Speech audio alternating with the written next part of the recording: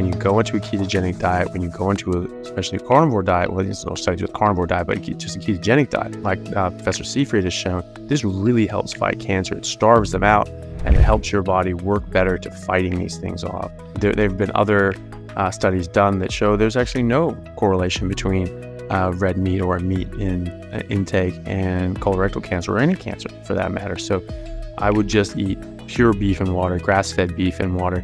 Like, I mean, it's grain-finished beef is almost as good and is better than everything else. But if you're dealing with some serious illnesses like cancer, like I just go for the gold. Just get the best.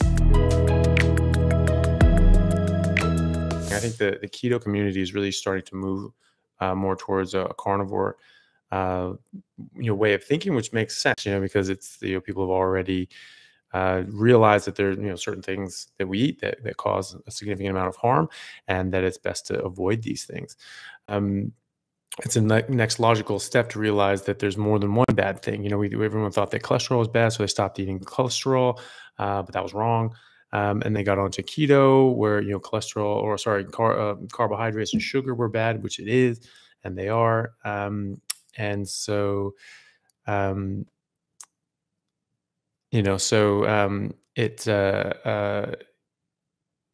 we focus myopically sort of on one thing being bad. So obviously there are a lot of bad things out in the world. So it's good to see people sort of coming to that conclusion that, even though you're keto and you made a big step in the right direction, it's you can keep improving. You can keep getting better and better. So that was really great. And just meeting everybody and a lot of very interesting talks. It was a shame it wasn't recorded this year, but yeah.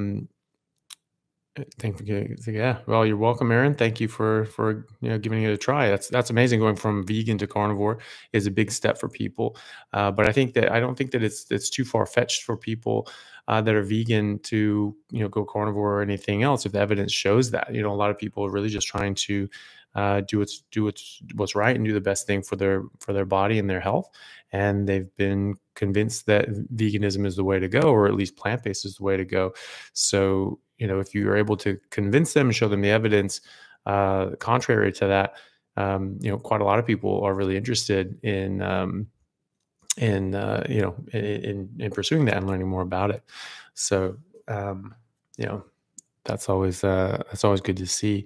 But yeah, so I got to see a lot of really, really cool people. Nutrition with Judy Cho was there, Kevin Stock was there, and Sean Baker was there, Bill Schindler was there. He's a really interesting guy. He's an archaeologist and professor of archaeology. He actually, to Connor, he was actually a visiting professor at University College of Dublin for a year. So he was up in Dublin for I think a couple of years ago, and he was a very interesting guy, and he brought out like actual like stone tools and stone implements. He was like making stone tools like in front of us, like that our ancestors would have made millions of years ago, which is pretty badass. And he said like, oh yeah. So yeah, and then the talk on KetoCon, like I obviously put that up. Sorry that didn't come up with the slides and everything that were up with that. The projector behind me just didn't have those on; they were on the side screens. But I will be doing a new talk. Well, the same talk, but just with the slides, and so I'll be putting that up at some point as well. I just have to sort of get the time for that. Kenneth, what's up, buddy? How you doing? Currently reversing your RMS and lost 45 pounds in 5 months. Yeah, absolutely. That's awesome, man. Very well done with that. So, and that the question over from TikTok is, what are we talking about? We're talking about mostly diet and nutrition, how that affects health and chronic disease, specifically my talk at KetoCon on why we're carnivores, and also talking about my recent interview with Professor Thomas Seafried, who's a professor at Boston College and one of the world's foremost experts in cancer biology. So that's what we're talking about today. So if people have questions about all that and how diet and nutrition can help their health and specifically cancer, feel free to ask. And all right. See a couple more. Hey, Steve, how you doing, buddy? All is well. Thank you. Hope all is well with you. Um, Converted to carnivore after 40 years, vegetarian diet, maybe 4-day hospital stay, so deficient in magnesium. Google best sources, and beef popped up everywhere. Awesome. Very good. Well, I'm glad that helped, Michelle. Creatine has gone up on carnivore. That's okay. Just drink more water. That's all right. Um, that's not a damage to your kidneys, though. Kidneys do not get damaged by a carnivore. Certainly not a carnivore diet, but even just a high protein diet. That has been shown in multiple studies to be the case that higher protein diets actually help your kidneys. They don't hurt them. And I've seen people come off dialysis by going on a carnivore diet when all their doctors are saying you're going to kill yourself, you're going to kill yourself, and they actually go right the opposite direction. And they just sort of say like, well, you know what, your advice has been just making me more and more sick, and my kidneys have gotten worse and worse and worse. So you know what, I'm going to try something different. And wow, look at that. You try something different, you get different results. Funny enough. Oh, well, thank you, Crystal, for reposting that. So yeah, I really like that interview with Thomas Seyfried. That guy is brilliant, man. Like he's done so much work, and being able to really just see through the the noise of the published literature and the dogma in medicine. There's so much of that. There's so much in medicine that since I started digging into the research and realizing that we just had so many things are so far off that I started digging into other things and realized that like, wow, we've got a lot of things that are way far off. And it's not necessarily malicious. Some of it was, some of it was purposeful with the vilifying cholesterol to save sugar sales. That was bullshit. But the majority of these mistakes are just mistakes, and we don't have the best information, so people make a guess and they just say, hey, that's the best we can do, and then they don't realize that this is actually just a best guess.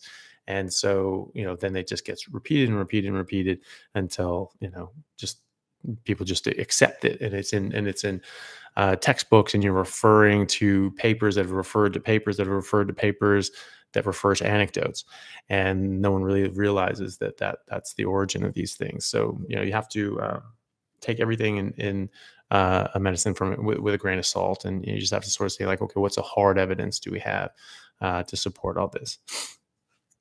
So I'm just going to find that.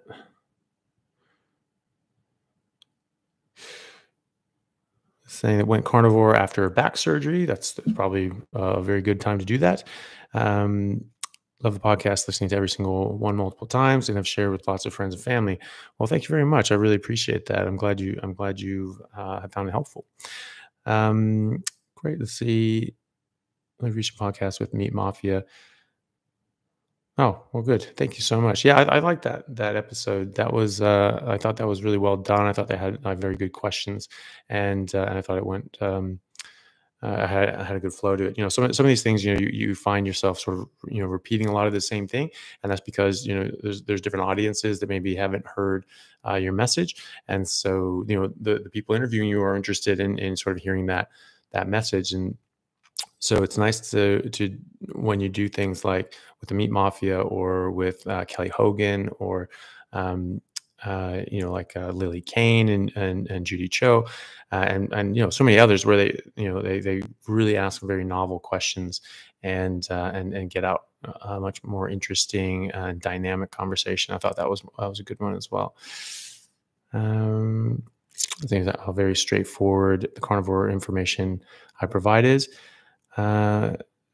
And yeah, well, thank you. Yeah, I mean, I think it is something that's very doable. I think it's something that's very straightforward, can be very straightforward. If we make it complicated, it will be complicated, but you don't have to, and that's some of the beauty of the carnivore diet, is that, you can, you can just, it's like the easiest thing in the world. You know exactly what you can eat. You know exactly what you can't eat, right? It's very clear. So there's no some ambiguity. Oh, is this okay? Is that okay? It's just meat, water. That's it. Pretty simple. No plants, no sugar, nothing artificial. That goes for sauces, seasonings, and drinks as well, right? and then just go on from there. And you don't have to worry about portion sizes. You don't have to count calories. You don't have to count macros. You don't have to do any of that because your body will do it for you with your taste. It will not. It will stop tasting good when your body doesn't want it. And so that's how it works. Nature is natural. It just happens. You're not gonna have a calculator in the wild. You're not gonna buffalo isn't just doing long division to figure out how much protein he's getting. He doesn't care. He just eats grass until he doesn't want to anymore. And then you can just eat any time of the day or night. It doesn't matter. It only matters if you're eating carbohydrates, because that can screw up your hormonal system. You spike your insulin with carbohydrates, and that in turn blocks the action of growth hormone. So growth hormone is very important to health and longevity and youthfulness, and it is the highest dose of secretion is 2 hours after you go to sleep. And so if you eat a big pasta meal before you go to bed, your insulin's going to be up, and your growth hormone's going to be screwed. So the interview with Professor Seyfried, if people haven't seen it, that was really interesting. So it talks about the metabolic theory of cancer, and we have sort of two competing theories. The original one was the genetic theory of cancer, and that was just that you get these hallmark mutations, and that you get these specific mutations in specific genes, and that makes specific problems with proteins, and that continually perpetuates more mutations, and then eventually you get a metastatic cancer. But the problem with that is that you don't always have the same genetics in every single cell in a cancer in a tumor. Okay, so why is that? Why are they acting like cancer when they don't have the same genetics, when they don't have the same cancer genetics? Okay, because as he argues, this is an epiphenomenon. You have damage to the mitochondria through metabolic issues, and they can't, oxidize, create ATP through oxidative phosphorylation properly. And so then they have to go through a fermentation process. And this is how they generate ATP. This causes a lot of free radicals, and free radicals and reactive oxygen species that kick off to create genetic damage, and that actually precipitates the mutations. But if you take the nucleus and the DNA from a cancer cell that has all the genetic changes, and you put that into a healthy cell with healthy mitochondria, it doesn't behave as cancer. But if you take the mitochondria out, the damaged mitochondria out from the cancer, and you put those into a healthy cell with healthy normal DNA, it does behave as cancer. So what's going on there? It's the mitochondria that actually suppress dysregulation and dysregulated growth, which is what cancer is. It's just growth out of control, and it can spread around your body and then just grows out of control, and that's the problem. It just gets into other tissue, and it starts growing and growing and growing, and those organs fail. And so it's actually a very bad thing. Otto Warburg in the 1930 he won the Nobel Prize for showing this, actually, that this cancer was a metabolic disease, that it was a mitochondrial disease, and that cancer cells take in about 400 times the amount of glucose as other cells. And so when you go onto a ketogenic diet, or you go onto our natural diet of carnivore diet, you are limiting the food source that these cancer cells have. And so you're dropping your glucose level, your blood sugar level down to normal levels. And so you're not having these big spikes of blood sugar and insulin. And so that's curtailing severely the amount of energy that these cancer cells can take in. But also, it's been shown in studies that a ketogenic diet actually really helps your mitochondria. So it makes them work better. It makes them respirate better, and it gives you more of them. So this is beneficial. All right. So this is actually preventative in cancer as well. The cancer rate's actually tripled in the last 40 years since we started massively increasing the amount of plant food and carbs and sugar that we've been eating. Okay. So what's that about? That's not genetic. Our genetics are not changing. We were getting, less exposure to sunlight. We're smoking less. We're, often drinking less depending on the country and the area. And so, we're having less and less exposures, and yet we're getting more and more cancers. So, that doesn't really track. So, cancer as a metabolic disease makes a lot more sense. And, just the simple fact that you can take, these damaged DNA and put it into a normal, or into a normal cell with normal mitochondria, and it doesn't act like cancer, but the mitochondria, putting the damaged mitochondria into a normal cell with normal DNA, that tells you something. That tells you it's the mitochondria doing the problem. Okay. There's a question, Ivan, do I take any nicotine? No, I do not take any nicotine or anything like that. I don't take anything from plants whatsoever. I don't take any drugs or alcohol really. Once every year or two, I might drink or something like that. But I feel so much better without it, and I can actually tell in my workout, my energy levels, that it takes about 3 weeks to get all that crap out of your system when you drink alcohol. So if it's got to be something that's really worth it to me to lose 3 weeks of optimal health. It's got to be very, very more. It's not just a hangover the next day or maybe even 2 days and being run down for a few days. It really affects you. And, maybe people aren't working at the level that I am and working out as hard as I am, but it's, that is something that I've noticed. So that's not worth it to me. I'd rather feel like a superhero 24/7 than feel drunk sometimes.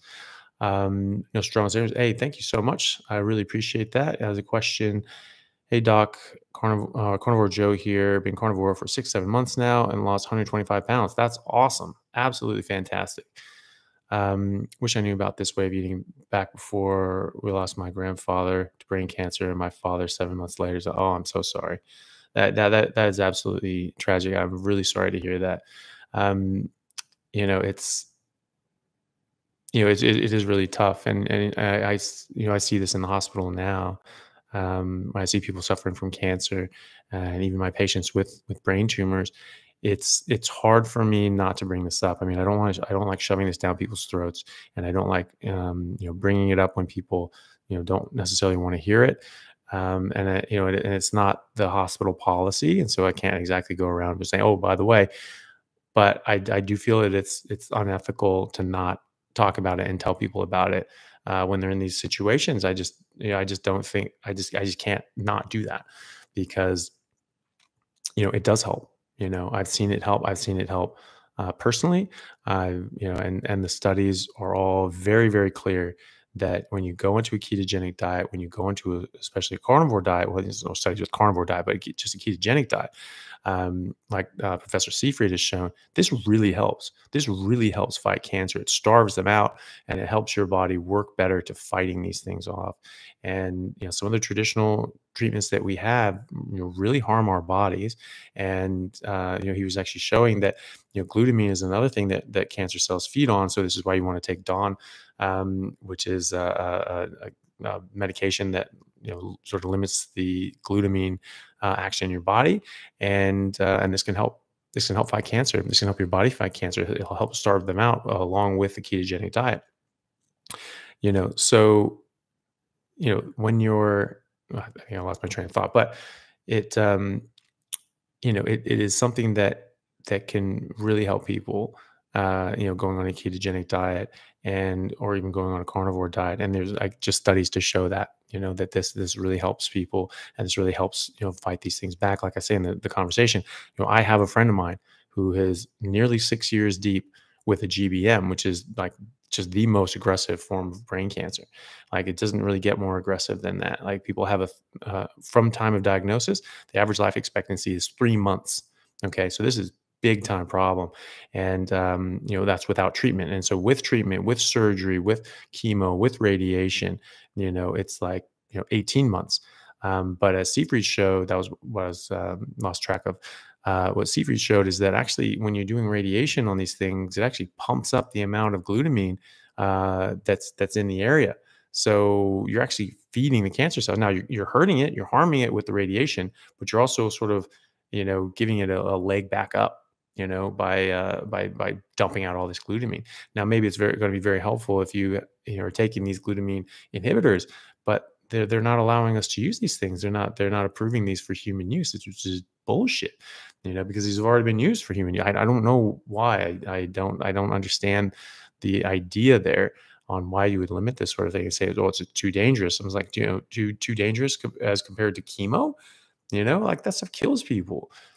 So yeah, I really hope that this gets out more, and I will continue talking to people and telling them about it personally, and giving them information, showing them the studies, and letting them make their own decision.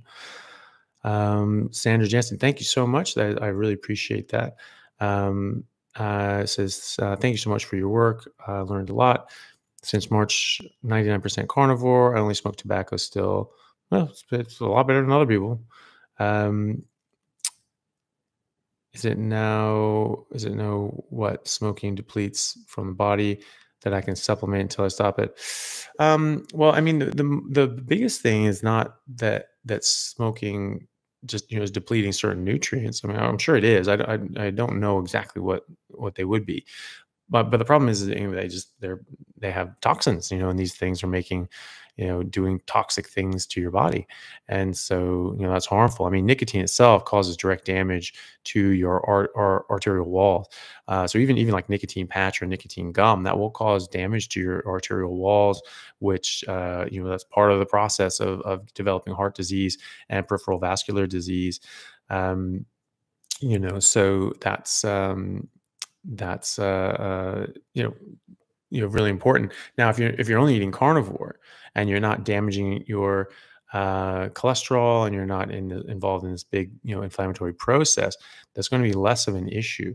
However, you're still damaging your arterial walls, you're still causing problems, and you're still sort of setting yourself up for problems and damage there. Also, the tobacco, how they flu cure it now. I mean, there's like formaldehyde and arsenic and all these different things in there. Like, there's a lot of bad stuff in there. So it would be good if you could quit that. Nicotine is obviously, it's addictive, but like any other addiction, you can get unaddicted, and it usually takes about 2 weeks to get off the nicotine. So there is a light at the end of the tunnel. If you stopped all the plants and everything like that, you can do the same thing with nicotine. Sugar, getting rid of sugar and getting off the sugar addiction, that's harder than getting off nicotine. Getting off caffeine, that can be harder than getting off smoking. It's just people enjoy smoking, they like it, and so like it's, you just have to make that decision. Like, I like feeling the way I do a lot more than I like the sensation of smoking or drinking. I just do. So that's the main thing. So if you just go cold turkey, just drop it, 2 weeks later, you won't have any nicotine addiction. After that, it'll just be habit. You'll just remember, I like doing this and I do this on these certain times. But habits can change too. And after 2 weeks, you'll be well on your way. So very well done. 99% carnivore, like that's awesome. You're doing your body a world of good. Getting that last thing off, I think, obviously you know that will help your health tremendously, but I don't know if how much it will help you, because like it will make a massive difference. So give it a shot. Maybe just like go a month and see how you feel. You can always start smoking again. But like I would hope that you didn't. So give that a shot. Okay, so it says, any recommendations specifically for stage 4 colorectal? Yeah, I mean, 100%. You go strict carnivore, just meat and water. The idea that red meat causes bowel disease is just flat out wrong. It is just flat out wrong. It does not. And that was there was one epidemiological study that they cherry picked pieces of data. They were flawed and biased in a number of ways, and there was only barely a tiny little correlation increase, which is just not significant. And so, it's there have been other studies done that show there's actually no correlation between red meat or meat in intake and colorectal cancer, or any cancer for that matter. So I would just eat pure beef and water, grass-fed beef and water. Like, I mean, it's grain finished beef is almost as good and is better than everything else. But if you're dealing with some serious illnesses like cancer, like I just go for the gold. Just get the best that you can, and that would be grass finished beef. But you have to make sure it's grass finished beef. The fat should be yellow. If it's not yellow, it's probably not grass finished. Okay. Um, So processed meats actually don't cause bowel disease either. Obviously, when you process things, it depends on what you process it with. Things can be processed with sugar and plants and things like that, and those can cause harm. But no, the risk is again um, from these epidemiological studies that were biased, flawed, and didn't show really that much of an increased risk. Um, so and other studies have shown that actually they're not, it's not the case. So even processed meats, as long as it's not processed with a bunch of plants and sugar, are actually okay. you know Senator Jansen, thanks. Okay, good, I'm glad that's clear, and thank you.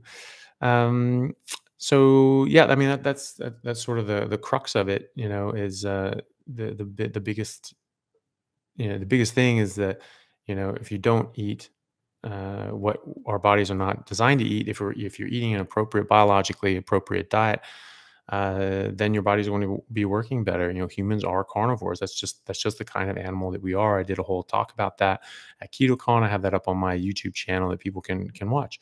Um, those are the facts, and so when you're dealing with something like cancer, you know, as I argue, like these things are not diseases per se. These are toxicities and malnutrition, where we're getting a toxic buildup of species inappropriate diet and a lack of species specific nutrition. So, namely, too many plants, not enough meat. Okay, and this is causing harm, and we see this manifest as diabetes, heart disease, cancer, autoimmune disorders, Alzheimer's, Parkinson's, even neurodevelopmental delays such as autism. All these things were very, very rare before the 1980s, certainly before the 1900s, and now they're the only things we treat, really. They're like 85% of what we treat in medicine, and that's very new. So and all these things increased at the exact same time. People say, oh well, we probably just didn't notice them. And it's just like, okay, we didn't notice them in the 1970s, but we have brilliant Nobel Prize winning doctors and researchers. I mean, they're just too stupid to figure out what's in front of them. I mean, these diseases are devastating. They are bad. If you've never, I mean, that's coming from someone who has never met a kid with autism, never had a family member suffer from cancer, never had a parent or a grandparent die of Alzheimer's. So that's not really possible, that we just wouldn't have noticed these things in these vast numbers. These are devastating illnesses. Is that where I'm posting my? Yeah, so I post my interviews on YouTube. So my YouTube channel is just Anthony Chaffee, MD, and so my interview with Thomas Seyfried, Seyfried, is the most recent video I put up there. I highly encourage. I think that's probably the most important video I've done just ever. So I think that everybody.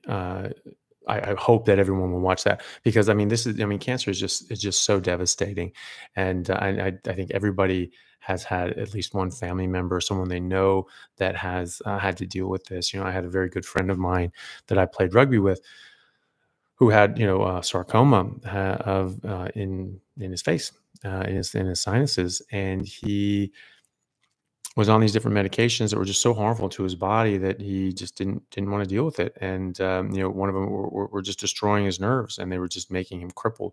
And he just said, "Look, I don't want to survive cancer to just be an invalid. I'm either going to do this and get through this with with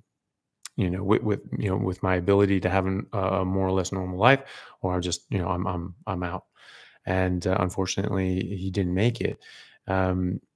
So this is something that is very important to me, and to, I think, obviously everyone. I don't think that there's anybody who would disagree that this is a horrible thing to go through.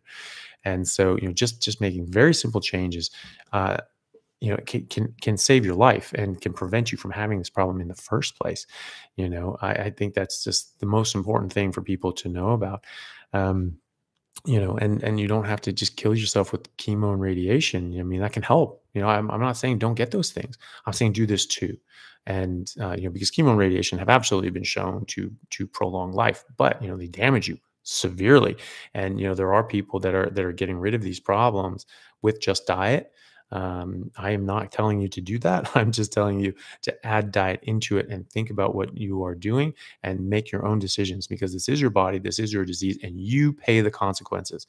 All right. It's a really bad idea to let someone who pays no consequences and no price for being wrong to make the decisions. Okay. You're going to pay the price. You're going to face the consequences. You need to be the one making the decisions. Okay. So, yeah. So check out that interview. Um, Hiatus hernia and remedies for reflux, especially at night. Again, diet. I mean, that's one that's very, very clear in evidence. You get rid of these different elements in plants that cause a disruption in your gut lining and overproduction of acids, and you'll actually be better. I've seen so many people get their reflux better. Now, hiatus hernia, that's a physical anomaly. That's not going to, I don't, well, if it does get fixed just by diet, that would be news to me. But that's a congenital issue. That's been with you since birth, really. And so that's probably not going to fix regardless of your diet. But if you're developing, it's probably going to not develop that way if your mom is eating the right stuff and just eating meat, and you're eating that when you're growing up. But now that you have it, you're a bit more predisposed to reflux than other people, just because of the anatomical variance. So it's probably even more important for you to not eat these things that are going to trigger that. And those are all plants. Meat does not do this to you. Sorry guys, I'm trying to get through the questions, but they do sort of go by. So you don't have to put in a tip or anything like that, but it does help me see it. But feel free to just ask questions. I try to get to everything. Basically carnivore since 1998, 75 years old. Use super low exercise method, everything type plus. Yeah, awesome. That's the thing. This is good for any age, any person, any gender, anything. Like this is the proper human diet, as Dr. Barry says. This is how humans are supposed to live. This is there is some diet that we've evolved to have, or we're created to have, whatever. We are biologically adapted to eat a specific diet. Okay. It is something. I argue that it's a carnivore diet, but it is something. There are no examples in nature of two members of the same species who have different optimal diets. Maybe some people can be less damaged, have more defenses towards some of these plant poisons and plant toxins. But that does not mean it's optimal for them. That doesn't mean that it's the best thing that they can have. So there is an optimal diet. Okay, it is something. All right.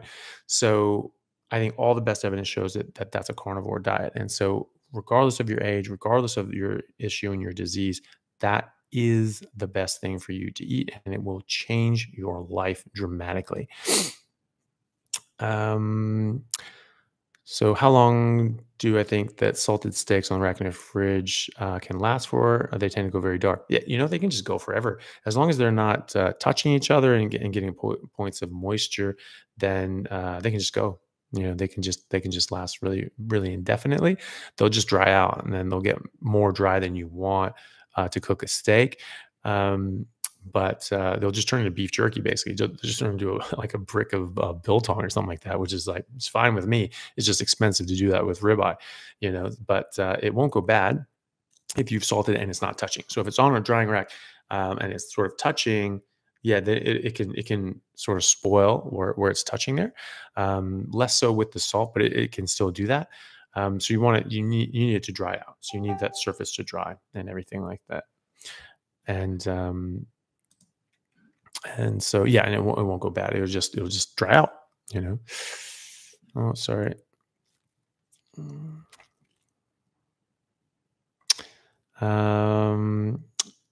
Am I aware of any studies on the effects of the carnivore diet on the microbiome? That's a good question. I mean, there have been some that showed that, that there's so many different kinds of microbiota that people talk about, and some of the ones that that people like is they do find that they actually have quite a lot of these when people are on a carnivore diet. People like Dr. Ken Berry have checked their own and the people around them, and they find that people on a carnivore diet have a very, very diverse, very healthy microbiome. Um, I don't know of any that's like specifically looked at large numbers of people on carnivore, but either way, like whatever you're eating, or sorry, whatever your microbiome is, if you're on carnivore, like that's what it's supposed to be. Like, just plain and simple. Your microbiome changes every couple of days depending on what you eat, because it eats what you eat, and it eats the leftovers, right? So your body's going to have a different microbiome, every couple of days if you're eating different things, and it's going to be very, very consistent with a carnivore diet if you're just eating the same thing. But it's very healthy anyway. Corn for 2 months, reduced aches and pains, blood pressure went down, clothing fitting better, but gaining weight. How long until weight loss happens on carnivore? So, I mean, that's the thing. Your clothes are fitting better, which means you are losing fat, right? But you're clearly also gaining muscle. Muscle weighs more than fat. Okay, so that is, that is, uh, that can offset your gains on the scale. So try not to focus as much on the scale. Just focus on your health. Focus how you're feeling. Focus how you look. Focus how how your clothes are fitting. Your clothes are fitting better. Awesome. That means you're losing fat. You'll hit a point at some point where you sort of stabilize with the muscle you're gaining, depending on how much you're working out. I mean, you could just continue to bulk up, and then if you sort of get steady with your muscle growth, and your fat is burning, then you'll start losing weight. But really, what we're worried about here is fat loss, right? We're worried about changing our body habits and our body composition, and that from what you're saying is happening. So just focus on that and just be happy with that, and don't get hung up too much on just like the what it says on the scale. Steve Henrys, thank you so much. That was very, very kind of you. Thank you, Steve. Sorry, I just gonna go backwards. No, I don't take any supplements at all. If you have to take supplements, then by definition, your diet is deficient. And so if you're eating your biologically appropriate diet, which carnivore is, then you don't need to take supplements and or anything like that. And this is why, I don't think that people need to take liver supplements or any other supplements whatsoever. Now, if you're, off somewhere and you're in the far latitudes, and you're not getting enough sunshine, maybe you might need to take some vitamin D3. But generally, you don't on a carnivore diet if you're getting enough fat, because is vitamin D in the fat as well. So you generally don't need to take even that. Where can we watch the interview? The interview with Professor Seyfried is on my YouTube channel, which is Anthony Chaffee, MD. Chaffee is spelled CHAFF as in Frank, double E. And that's just my channel, and it's the most recent interview on there. It's called I think it's called the Hard Facts About Cancer and Diet.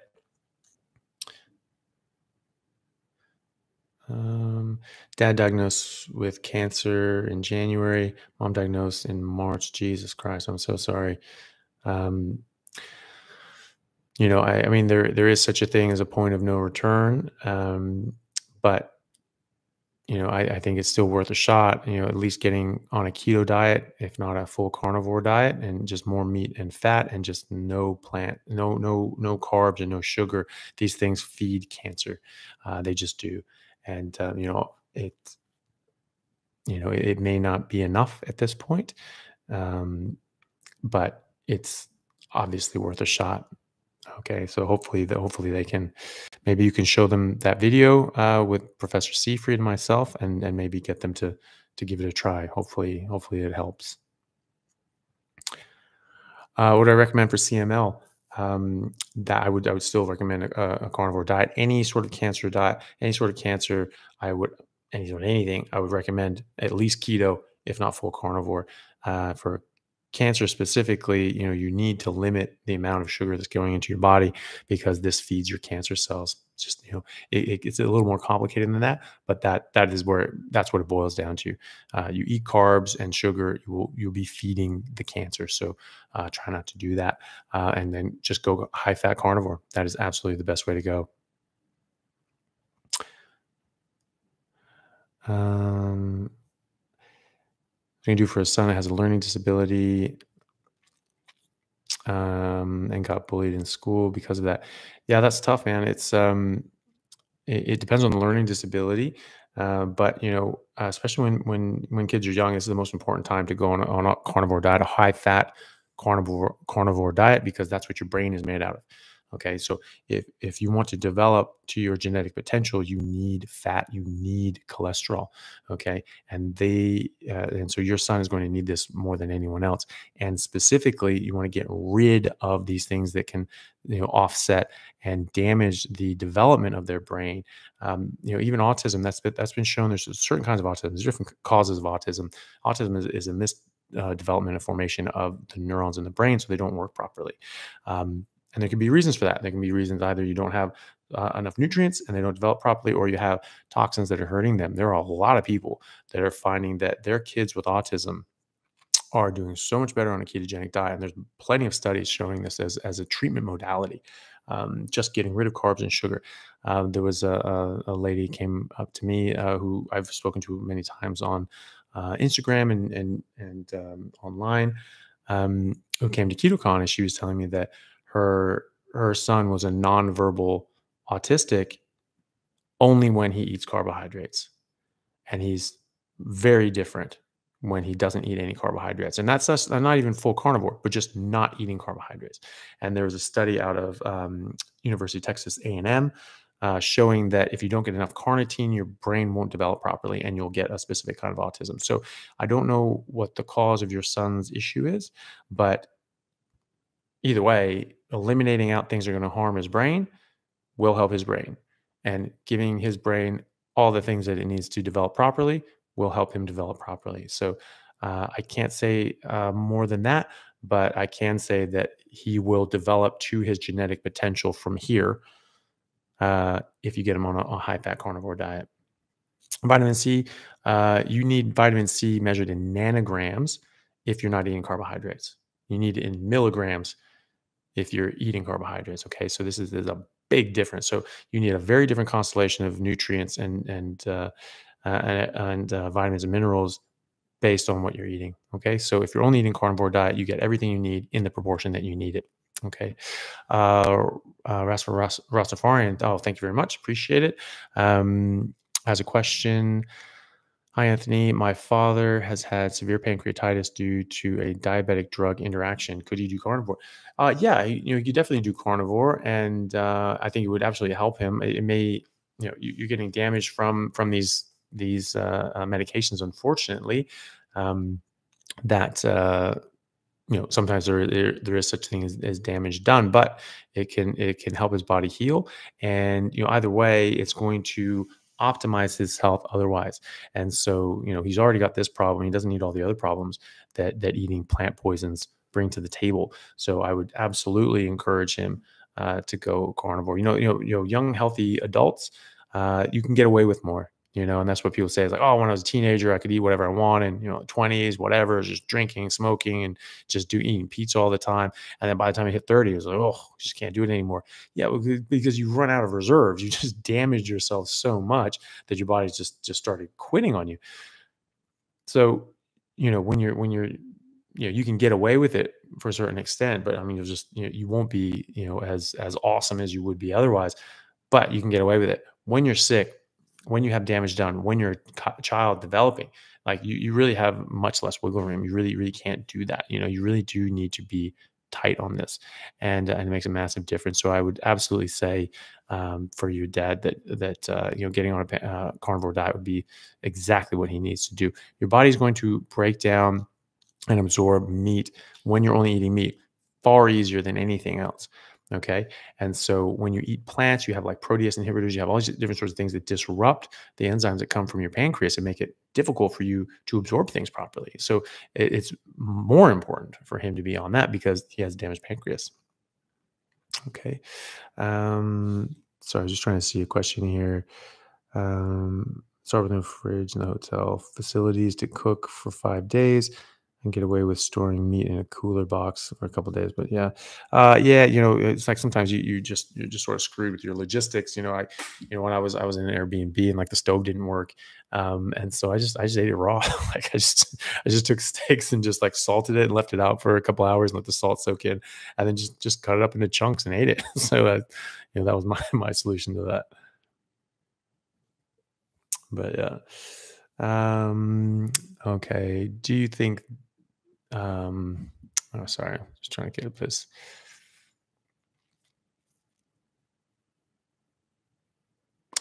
So where do you send parents of pediatric patients for ketogenic diet information and support? I usually it depends. I don't deal with as much with pediatrics, um, but whenever I'm counseling anyone on this, it depends on what we're talking about. Like if we're talking about a specific issue, there are studies that maybe address that certain issue. So maybe we're talking about autism, and I'll send them that thing from Texas A&M and just say, hey, check this out, or other studies that have spoken about ketogenic diet as a treatment modality for autism. There are plenty of those. I posted those in my video on YouTube discussing autism and developmental issues. And so they're in there, so you could send that to them, and then cancer, obviously send them the different things showing that keto helps fight cancer and why, as well as Professor Seyfried's work as well. So it depends on what we're talking about, but I try to send them specific sorts of things. Just based on what we're talking about. So I can't think of any. I don't know of any like specific resource that just sort of encompasses a lot of pediatric keto issues. So I just sort of send everything in a specific sort of one-to-one sort of issue, one-to-one basis.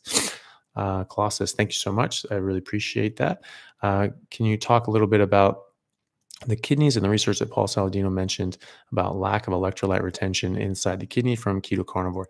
Yeah, so you know, all the studies show, all the actual studies show that higher protein is very good for your kidneys. This doesn't harm your kidneys, and so that is sort of slightly different from what Paul Saladino was saying. But this is something that comes up a lot: is that people saying, "Well, I don't want to eat so much protein because that's going to be bad for my kidneys." It's not bad for your kidneys. It is very, very good for your kidneys. And when people actually did the studies, it was one of those things that was just a supposition. They were like, oh, that makes sense. If you're taking down, nitrogen out of a protein, and you have to turn that into ammonia, and that turns into urea, and you've got to get that out through your kidneys. If you're increasing that burden, that's going to be hard on your kidneys. Fair enough assumption when you don't know, and you're just making a best guess. But it wasn't borne out by the data. People then did studies decades later, and they found that no, actually that's not the case. More protein actually helps your kidneys, and so that's just one of those examples of things that have just been repeated so many times. They just think that's what it is, and in fact it's not based on anything more than just a best guess. And as specifically to the research that Saladino mentioned about electrolyte retention. So he was specifically talking about how you needed carbohydrates, and this how regulated your electrolytes better, and otherwise you get an insensible electrolyte loss through your urine. And am I in favor of the carnivore diet? Yes, 100%. I only practice a carnivore diet. Sorry. And so this makes you lose electrolytes, and this makes sap those out. He also says that you need it for proper thyroid function, for proper androgens like testosterone, your sex hormone binding globulin. That all these things get screwed up if you're in ketosis for too long, or if you're not eating carbohydrates in a rampant level. I think now he's talking about how you need to eat 200 grams of sugar a day, or at least carbohydrates. And when he gets that in the form of sugar. Um, that's just not the case. I mean, there are plenty of examples of entire populations that have never eaten carbohydrates, that have never eaten sugar. Where's the fruit and honey in the North Pole? Like, people live there, and they have generationally. Where was the fruit and honey when people were crossing the land bridge across the Bering Sea? There's none. It's like, when people say that, it's like, oh well, when the ice ages happened, people weren't living in the ice. They migrated more down towards the equator. I'm like, who told you that? Because that's not what the fossil record shows. Bill Schindler, who I mentioned, he's a professor of archaeology. He actually was talking about his talk at KetoCon. He was just like, actually, as the ice sheets were coming down, humans were moving up. Okay, they weren't running away from the ice; they were attacking into it, because that's where the mammoths were. And that's what they liked eating. So no, like, that's just not the case. So you know he can trot out any study that he likes that doesn't change reality. I mean, that's the thing. You can get a study that says anything. You can get a study that concludes anything. That doesn't mean it's true. I mean, there are plenty of studies that say that cholesterol causes heart disease, and or at least is associated and correlated with heart disease. And there's a ton of others that say that no, they don't. So one of them's wrong. Okay, so you have to sort of look at these things and look at them from first principles. Are we carnivores or not? Are we or aren't we? If we are carnivores, then carbohydrates are not essential. And in fact, that's been recognized, by international, medical boards. I mean, as I don't hang my hat on that, because obviously they've gotten a lot of things wrong, such as cholesterol causing heart disease. But even these guys that are most of these things are pushing like plant-based agendas. They're even saying, oh, actually, there's no such thing as an essential carbohydrate, and there are entire populations that have never eaten carbohydrates. They don't get these electrolyte issues. I mean, you get your electrolytes out of whack, you die. Plain and simple. There's no two ways about it. You will die. Your potassium goes too high, you're gonna arrest. Your heart will stop. It gets too low, you're gonna go into atrial fibrillation, and then you're gonna go into VFib, and you will die. Period. That's what will happen.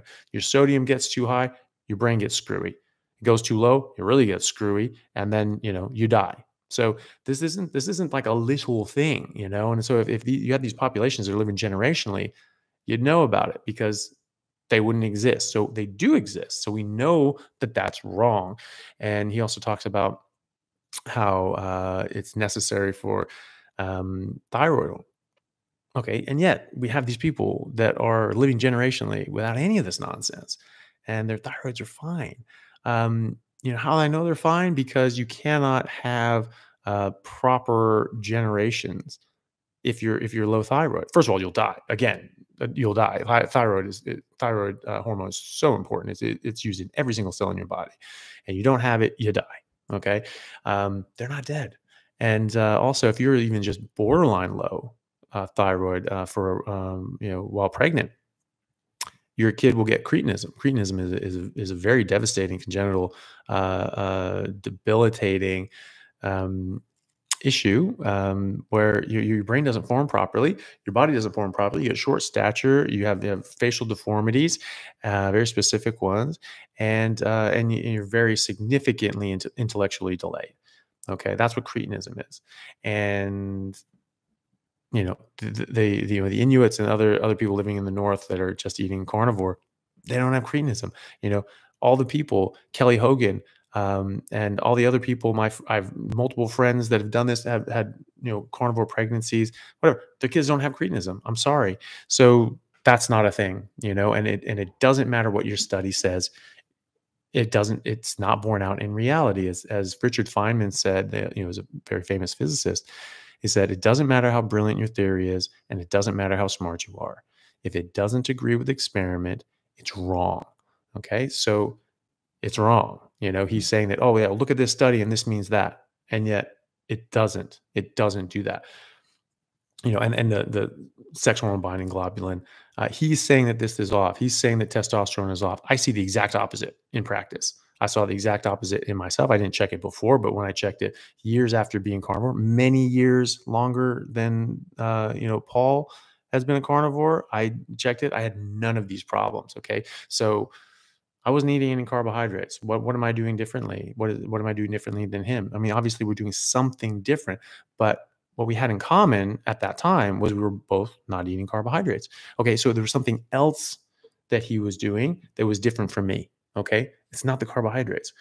I see people in practice all the time that within 3 months, their testosterone goes up like 30, 40%. One guy doubled his testosterone. Dude was in his 50s, and all of a sudden his testosterone was actually like above the normal range for like, like a young, healthy 20-year-old. And he's just like, oh my God, I just feel like a teenager. Like all I want to do is just work out. And like, and that was like, that's awesome, but, so I'm seeing the exact opposite.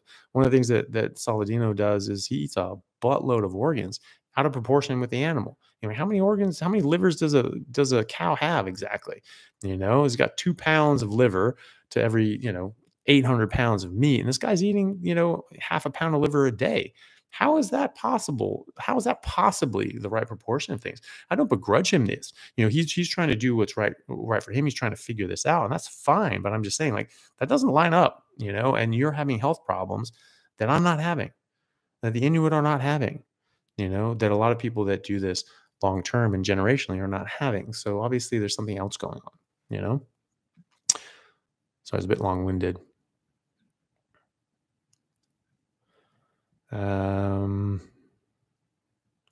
Yeah. Okay, so I have to skip through. How long to put psoriasis into remission on a lion diet? Been on for 33 days and barely see any improvements. 33 days, man. That's very new. Give it time. These your body takes time to heal. Psoriasis, yeah, I've seen that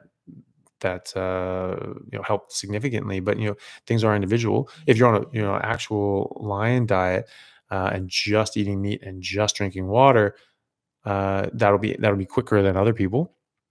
You really want to do high fat. Obviously, the fat's very important, and just give it time. 33 days is very, very, very early on. Like for me, it took. I mean, I didn't have psoriasis, right? But I just to get into basically where I am now, sort of stable state where I am now, it took about 6 months. So that's all. Also super quick. I mean, think about this. The people suffer with psoriasis their whole life, and weight problems their whole life. And they, people saying like, oh, if you can average like, losing 2 pounds a month, that's really good. I'm like, you're out of your damn mind. Like, I mean, that's like, I lost 23 pounds in 10 days when I started carnivore diet. Most of that was water weight, obviously, when you're not going to lose that much fat that quickly. But I was losing a lot of fat too, and I kept losing fat. And I kept gaining muscle, and I kept getting better. And you will too. Just stick with it. Focus on how you feel. Focus on your health. Focus on your energy, and the psoriasis will come along with it. I think it's best to listen to taste buds when it comes to liver. Totally agree. Your body will tell you if it wants those nutrients. If meat doesn't taste good, it means you're not hungry. And if liver doesn't taste good, it means that you don't need necessarily those nutrients. Raw liver definitely tastes a lot better than cooked liver. That's just something I found out, which was very surprising to me and a little bit upsetting, but it absolutely tastes a lot different. But even then, you'll have raw liver. I'm like, wow, that tastes really, really good. And I'll have a couple pieces. I'm like, that's enough. I don't need any more of that. And there's some people, if you're on a standard diet, like I said earlier, you will just need, more nutrients, more vitamins and minerals, and that could be what's going on with Dr. Saladino and Carnivore Aurelius and these other guys, because they're eating just buttloads of liver and organs. You can get vitamin toxicity. Okay. Well, like we said, when you eat carbohydrates, it increases your body's demand for certain vitamins. And so it could be that this is offsetting things, and they were getting sick, and they were getting unwell, and they were having problems. And then they started eating carbohydrates and sort of offset that. Maybe probably would have done a lot of other things as well mechanistically, to sort of, change things around. But that's a possible scenario. Um, but I think that either way, there's something different that we're doing. And I don't think that Paul's like a bad guy and I just hate him. Like I think that he's done so much good for people. I think that he's really really knowledgeable, and really been able to help bring this stuff to light, which I'm very thankful for. And I personally, I've never met the guy, I've never spoken to the guy, but like I feel an affinity for him. Like I like the guy because we're sort of in the same space. We're trying to do the same thing for people, and just try to bring them to optimal health. I just disagree with him on this one, and I would love to sort of talk to him sometime, and maybe come on his podcast, or me come on or him come on mine, and just talk about it, see if we can flesh it out, because I think that I think he's trying to do the same thing that I am, which is figure out what the best thing is for people to eat and how to help them the most. So I just think that he got that one wrong. I mean, I think it's pretty clear that he got that one wrong, though. Because like I've been doing this for 10 years. I have none of the problems that he's having, and so many other people have been doing this for 10 years, 15 years. Keto people, there have been people doing keto a lot longer than they've been doing carnivore, as a broad part of the population. People have been in ketosis for like 20 years in Western societies, right? Obviously, in primitive societies, the people in ketosis their entire damn life. And now, maybe if you're eating a lot of protein, a higher big bolus of protein in one go, that can transiently raise your blood sugar to the point that your insulin goes up a bit, takes you out of ketosis, and then you sort of come back in, and maybe that's enough to regulate your electrolytes and everything like that. But either way, like I don't worry too much about that. I think that's it's getting in the weeds, and missing the forest for the trees, because at the end of the day, we are carnivores. That's just the kind of animal we are. You have to think big picture. You have to think, first principles. We are carnivores. And so if we are carnivores, we should eat meat. And whatever happens physiologically, it's supposed to happen. So I think it's interesting. I really like it. I really like knowing about it. I really think it's cool to be able to talk about it, at that level. But at the end of the day, I don't care. I really don't care. It's like, it doesn't matter. It doesn't matter what the mechanism is. It just matters that I'm eating the way my body is supposed to eat, and my body will just do its thing. Like I don't try to micromanage, my body. I don't try to micromanage, millions of years of evolution. Like I'll let it alone. Thank you. I think it's done enough on its own. I don't need to screw with it. Um, Thank you for your personal insight and support. I'm a 4-year carnivore. Healed back and off walking stick, etc. Never looking back at the gym now. Awesome. That's badass.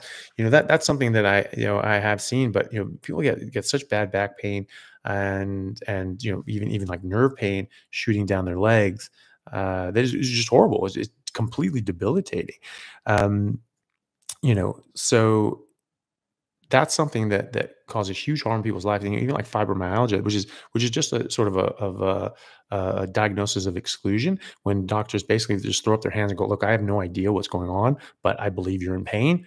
They call it fibromyalgia, and some doctors actually don't believe fibromyalgia exists. They think that it's something that either drug seeking behavior or just sort of in their head, and they're just being a bit dramatic. I've always thought that was a bit absurd. Obviously, there's some people that are going to be drug seeking, but there's a lot of people out there that are having serious pain issues. Like they can't all be lying. I'm sorry. It's just not going to happen like that. And I know people that have chronic pain issues, and it's like they hate having to take these painkillers. They really don't like it. They would really rather just be able to just exist normally. And so they get on a carnivore diet, and all of a sudden it's gone, and they go like, I've been able to get off opiates for the first time in 15 years. Like, I'm so happy about this. That's awesome to see, and it's really, really great to see. Like, I don't like being in pain. My back kills if I eat any carbs, like just kills. I'm like, that's just no way to live. So, this is great that more people are getting onto that, even from a chronic pain perspective as well. Does carnivore mean only meat, or does it include other proteins? Does it include chicken or fish? Any meat is fine. So, carnivore is just eating animals, really. So any animal that you care to eat, go for it. Red meat is just nutritionally superior, by and large, and fatty red meat is going to be the best. So beef will be your best bet, but eat whatever the hell you want. If you want chicken, I would just go for fattier cuts, like chicken thighs or drumsticks with the skin on, and that's going to be better. And obviously, chickens that have been eating what they're supposed to be eating are going to be healthier than chickens that are just being given a bunch of grains. Same with fish. The nutritional nutrition and fat components of like farm raised versus wild caught salmon, night and day. Night and day. So you need to be eating your natural diet just to get like the omega-3s that you need as well. And so you'll have a very different complement of omega-3s to omega-6s after about 3 months of feeding a cow just grains. It will basically lose all the omega-3s that it has. So it's it's important. I eat a lot of grain finished beef. I don't just go for grass fed and finished. It's very expensive. It's hard to get sometimes. If I can get it, I do, but I'm not too fussed about it, and I feel great. So, but that's just something to think about. Converting your sister to carnivore. She's crippled with polymyalgia. Well, I think that you're doing her a great service, because that she's going to be very much benefited by that, and hopefully she makes a recovery and doesn't have to suffer with that. So White Hat says, I want to start carnivore, but am trying to gain weight. I'm afraid of weight loss. Had initial weight loss 2 years ago due to IBSD of unknown origin, but that is now resolved. Good. How can I avoid weight loss or diarrhea? Well, weight loss, you're going to lose fat, and you're going to lose some water weight at first. So at first, it's going to look like you're losing weight, and maybe you're skinny and you don't want to lose weight. But you're going to lose water weight. You're going to lose unhealthy weight, and good riddance. You don't want that on you. But if you're eating enough, and you're eating as much as your body wants, as evidenced by the fact that it, tastes good and then stops tasting good, then you'll be fine. Then you won't lose muscle. You certainly won't lose muscle mass, and you'll gain muscle. You'll put on weight, especially if you're working out. So I would just say, eat to satiation. It's very easy to undereat on a carnivore diet. Your hunger signals change dramatically on a carnivore diet when you're not eating carbohydrates, or even on a keto diet. And so it's very easy to undereat. So you just go by your taste. So if a steak tastes good, it means you're hungry. You should keep eating. Eat until it stops tasting good, which is just easy to do anyway, because like, wow, this tastes good. This tastes good. This tastes good. And then you go like, ugh, I'm not really enjoying it. Just stop. That's your body telling you you've had enough. And so you won't lose unnecessary weight. You won't lose a bad amount of weight or healthy weight if you're eating enough. And so you'll lose fat, you'll lose water weight, especially in the first couple of weeks, but you'll stack on muscle and you'll keep healthy weight if you're eating enough. Okay, so just make sure you eat enough. Especially for IBD, IBS. I mean, that stuff just goes away when you stop eating plants. They just go away, and they don't come back unless you start eating that crap again, because like that stuff's poisoning you, And so if you start eating poison again, you're going to get poisoned again.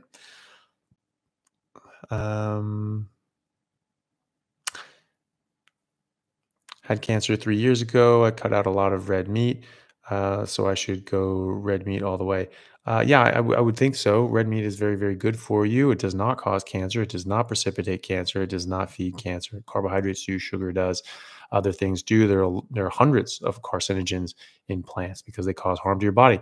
And as Professor Seifried said, a lot of these plant carcinogens go in the cell and they bung up your mitochondria. Okay, so this is how they precipitate cancer, because they're screwing up your mitochondria, which are the regulators of your cell, and they stop your body or your cells from going crazy. So yeah, I would absolutely go on the red meat diet. I am on the red meat diet, and then eliminating out all the other crap. Okay, Dr. Chaffee, you should go for the presidency. Yeah, yeah, maybe. Uh, you are the best. I'm so thankful to be able to listen to your knowledge and learn. Well, thank you very much, Tony. I really appreciate that. I'm glad that it can help you. Yeah, politics just bum me out, man. Like I would sort of hate to get into politics, but I think that, back in the like, sort of back in the day when people said, said that this was their duty to their country to sort of be a civil servant, and to give back, when it used to be, it actually cost you money to become a politician, because you weren't doing your business, you weren't working, you were just getting a salary that was not going to be as much as you would have made otherwise. That was a good thing for people to do, and to give back. Now it's very power hungry sort of profession, where most people are that get into it because they're incentivized by the power and the money they can make. And you have a lot of these people going in there on $140,000 a year, and they're millionaires, multi millionaires within a few years. What the hell is that about?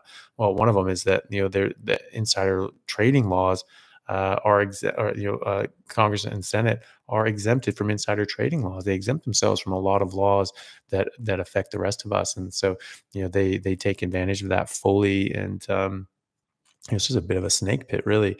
But also, as favorably as I may be, as soon as you step into that arena, like, you will get painted as the worst human being who has ever walked the earth, because they want that benefits the opposition.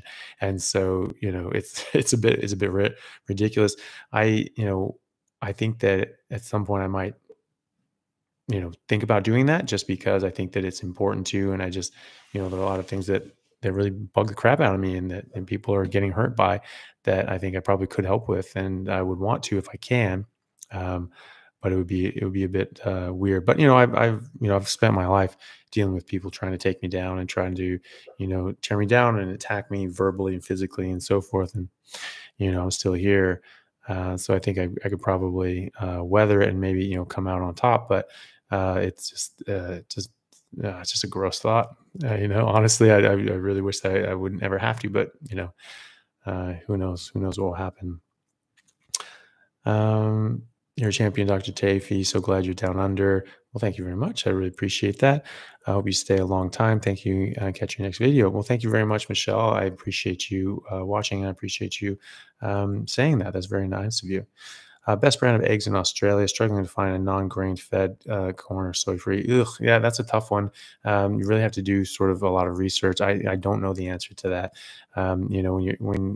Especially soy, man. It's just avoid anything that's been fed soy. That stuff is toxic. But if you find like free range things like that that should be better. It's hard to know, though. There's a lot of obscurity in sort of the food industry, and they do that on purpose, because they're purposefully not telling you all the crap that they put in these things. This guy says that healthy people get cancer. People eat good food, good life, still get cancer. Well, it depends on what you define as good food, because what people have been defining as good food has been a lot of low-fat fruits and vegetables and grains, and that, my friend, is not good food. That is just cancer on a plate, plain and simple. And if you watch the video that I did with Professor Thomas Seyfried, he'll show you that. I mean, this guy's a world expert in cancer biology, and he shows, if you understand the biology of cancer, you will understand how this works. And it's very straightforward. Those foods are not good. Those foods cause cancer. Okay.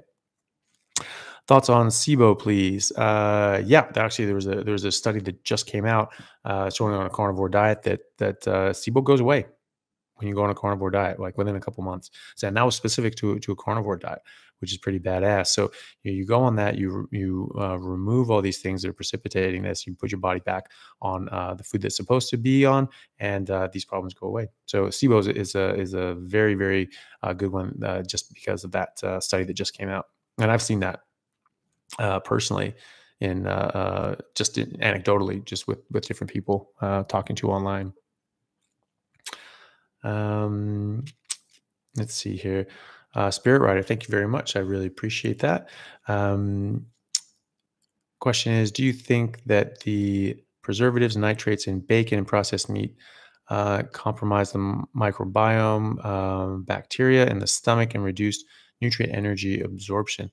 I don't personally. I haven't seen any evidence to suggest that that is the case. One thing, Dr. Ken Berry, actually did a really good video on this, not the for the microbiota, but for nitrates and nitrites.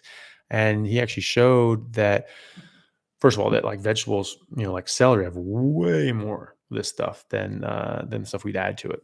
And this is why you look at like naturally cured bacon. It said, celery powder is put in there. Well, that's because they say, oh, there's no nitrates. It's just like, yeah, well, celery powder has a ton of them. So, it's this obscurity in food labeling. But your saliva has like hundreds and hundreds of times the amount of nitrates that you would get in a normal helping of bacon, hundreds of times. And so we're making this all the time. We're swallowing our spit all the time. And so if that was going to be causing a big problem, it should be causing it anyway. So this is another thing where the studies just really didn't provide very good support for their conclusion. They just sort of went like, oh yeah, look, you give these animals like 50,000 times or 30,000 times the amount of nitrates that you would ever get in a serving of bacon or whatever, and oh look, there's a problem there. Yeah, well, I bet there is. If you drink 50 gallons of water in a day, it'll cause your cells to die.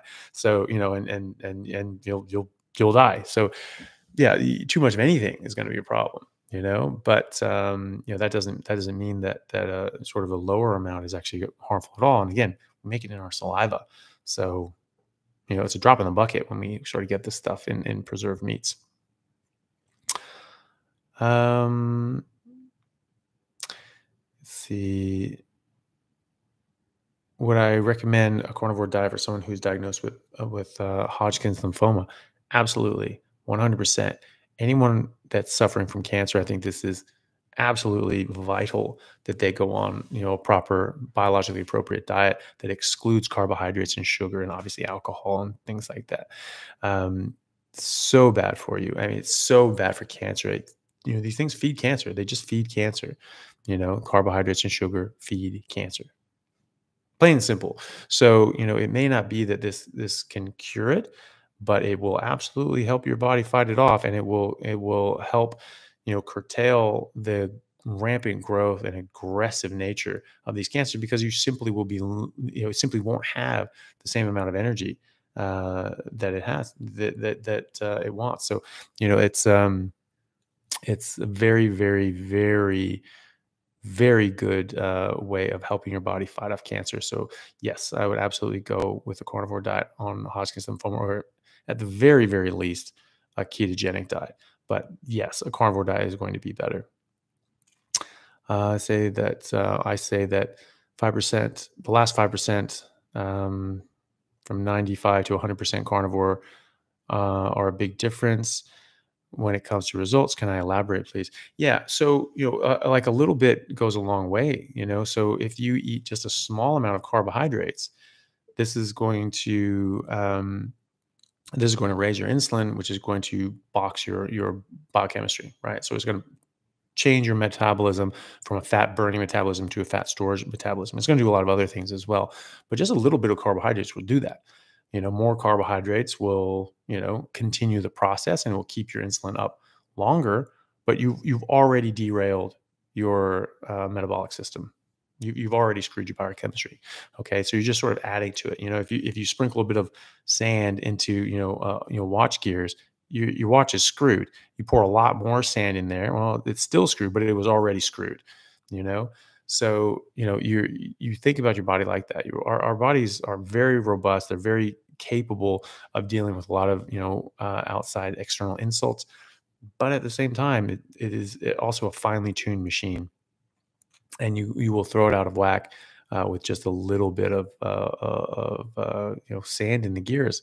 I talk to a lot of people. I mean, even just getting rid of coffee, just that last little bit, they're like, "Oh my god, I feel so much better. I can't believe how much of a difference that made." It's like, yeah, because like when you get all this stuff out of your system, like you just feel incredible, and so when you just introduce just a little bit of this junk into your system, it just screws with a lot of different processes, and you feel it. You will absolutely feel it. So give it a try.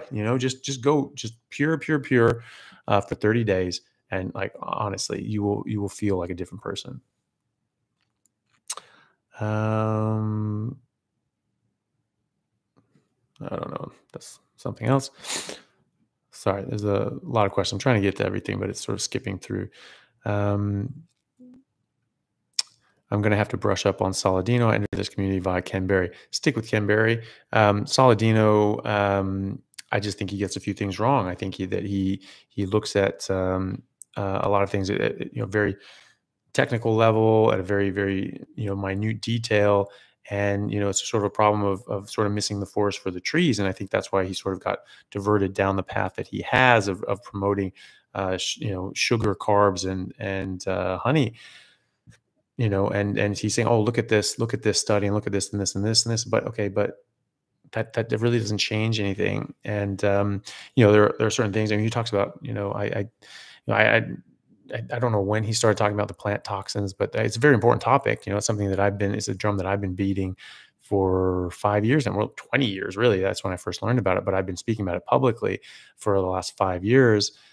First time with Dr. Baker on his original podcast, one of the first ones that he did, and talking about this is how plants defend themselves. This is the botanical fact.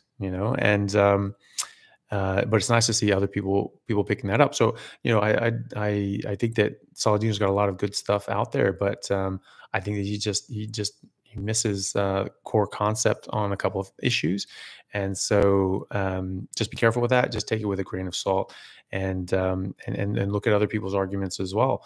But yeah, no, he does have good stuff as well. Um, but sorry, just reading a couple of these things. Um, but also just getting back to that, like, but Dr. Berry, like the guy's fantastic. Like I absolutely love Ken Berry. He was doing paleo for a while and keto for a while, and now he's gone full on carnivore and really espouses that and shows why. So a lot of it, he has tons of videos. A lot of them talk about more of a keto approach, and that's totally fine, and it's evidence based, and but it's evidence based as compared to like a standard American diet. And even he's come around to saying, hey, carnivore is even better now. But yeah, Dr. Berry, I keep going with Dr. Berry. I think I can't say enough good things about him. I think the guy's absolutely fantastic. Let me see. Sorry.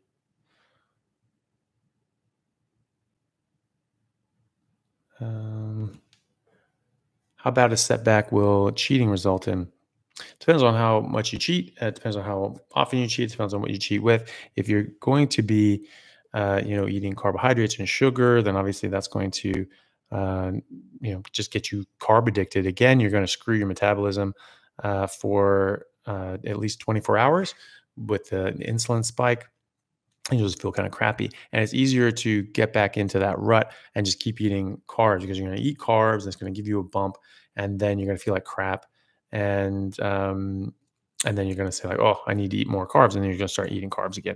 So, I would sort of avoid that, especially sugar. Sugar is going to be addictive as heck. And so, you're going to have to be another sort of week or two dealing with cravings and addictions.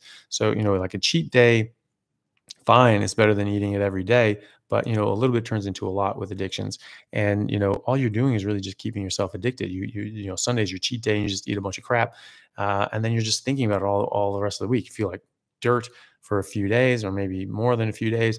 And you're also just thinking like, oh, I really want to eat that. That would taste so good. And you have these cravings. Um, and then by the time your cravings are really sort of settling down, you just, restart the cycle again. So like, I think it's pretty counterproductive. And so best to be avoided. But, if you cheat and you fall off the wagon, like you're not kicked out of the club. Like, I don't hate you. So you can just get back on the wagon and just get going with it again. You're not, you're not, it's not that you can't just get back onto it. Just get back on and do it. You messed up, big deal. You can see now, you can see the contrast of how good you felt. Now you feel like crap and be like, okay, I'm not doing that shit again. So just think about it that way. Cadence, no disrespect, but I just can't wrap my head around vegetables being bad for us. Having known cancer survivors save their life on raw food lifestyle. Can you please explain more in depth the plant poison? 100%. That's a very good question and a very good point. The thing is, there is a difference between the standard American diet with a bunch of carbs and sugar and processed crap and a whole food whatever diet. But what a whole food plant diet, which plants? There's 340,000 plants in the world. Most of them will kill you. Okay, you go out in the woods, you run out of water, run out of food. You can't just eat any random plant. Most of them are very toxic. So most plants are inedible. You really do need to know which plants are safe to eat. Safe to eat as in they won't kill you right away, and you can get some nutrition on it. You can survive. But that doesn't mean that they don't have any toxins at all. So this is just how plants defend themselves. Plants and animals are in an evolutionary arms race. Plants becoming more and more poisonous, so less and less animals can eat them so they can survive and thrive. And animals becoming more and more adapted to specific poisons in specific plants so that they can eat that plant and safely process those poisons so that they can survive and thrive. I learned that in 7th grade biology, and I think that's not an uncommon thing to learn. And then in cancer biology, we learned this again, but from a cancer perspective, that these harmful toxins can cause cancer. And so, and we know that they're abundant. There's 10,000. Well, we know in 1989 when we actually knew about far less toxins in these plants. That at that time there were 10,000 times more plant toxins in plants like spinach and mushrooms by weight than the pesticides we were spraying on them, and they were 1,000 times more likely to cause cancer than the pesticides we were spraying on them. So you can help yourself again. You can be on a ketogenic plant-based diet and cut out sugar and cut out carbs and really help yourself. And when it comes to cancer. But that doesn't mean that that's optimal. That doesn't mean it's the best thing for you. But don't take my word for it.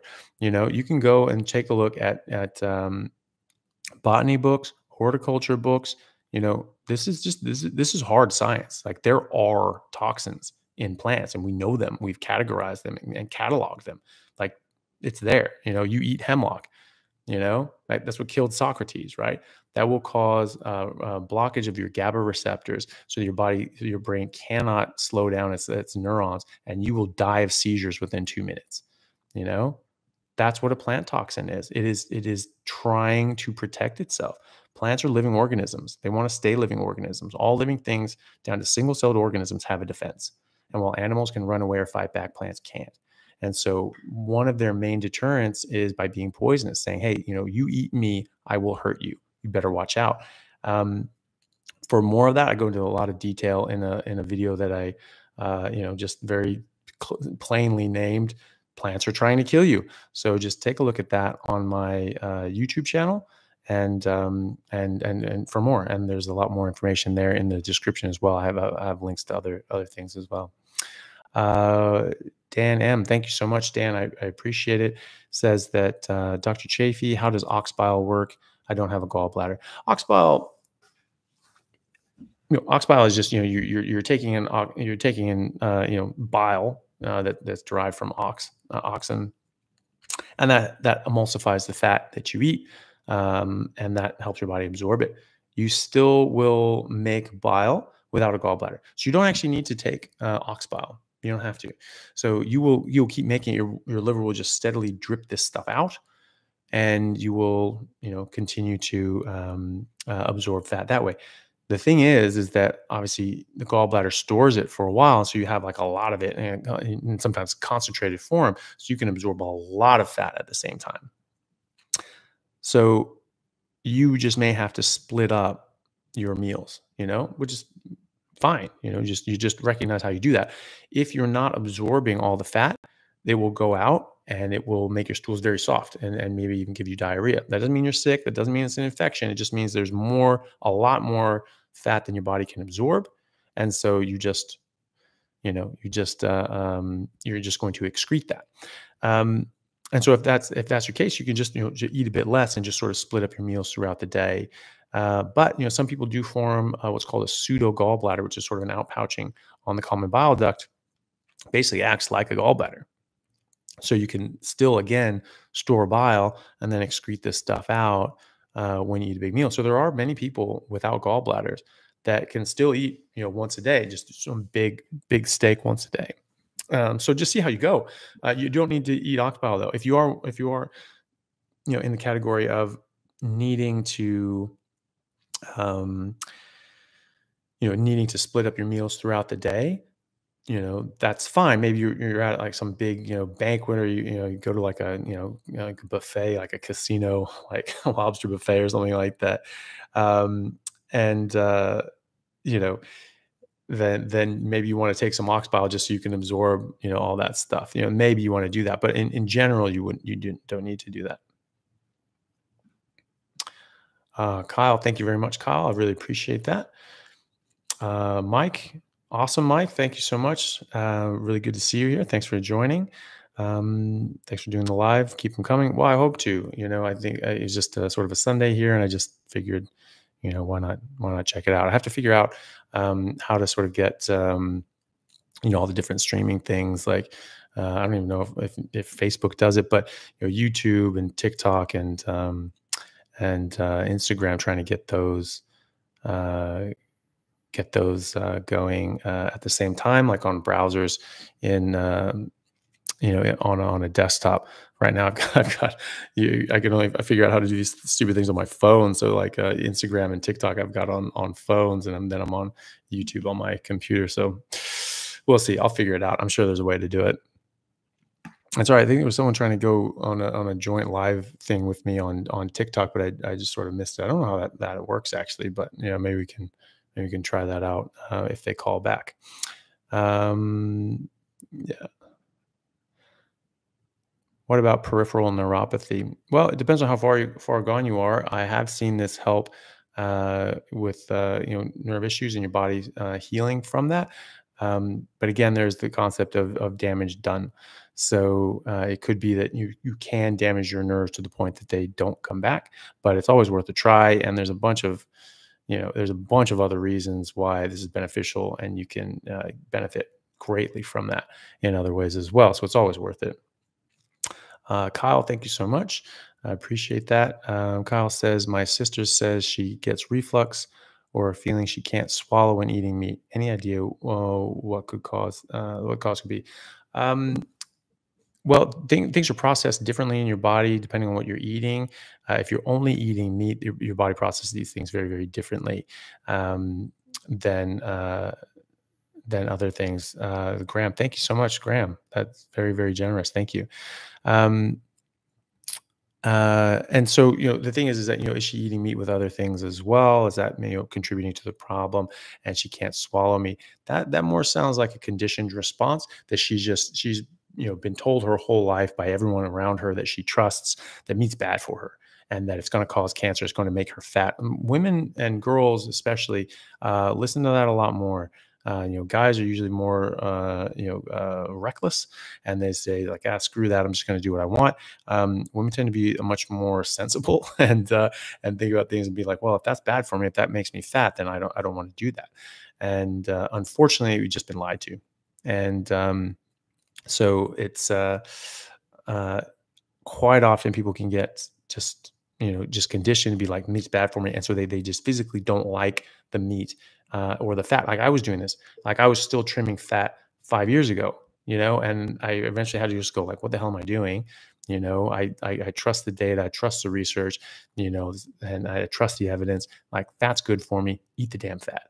And so I had to recondition myself. It took a while though, even though I knew conceptually that this stuff was really good for me. I just couldn't eat it. It was just like, oh my God, that's bad for me.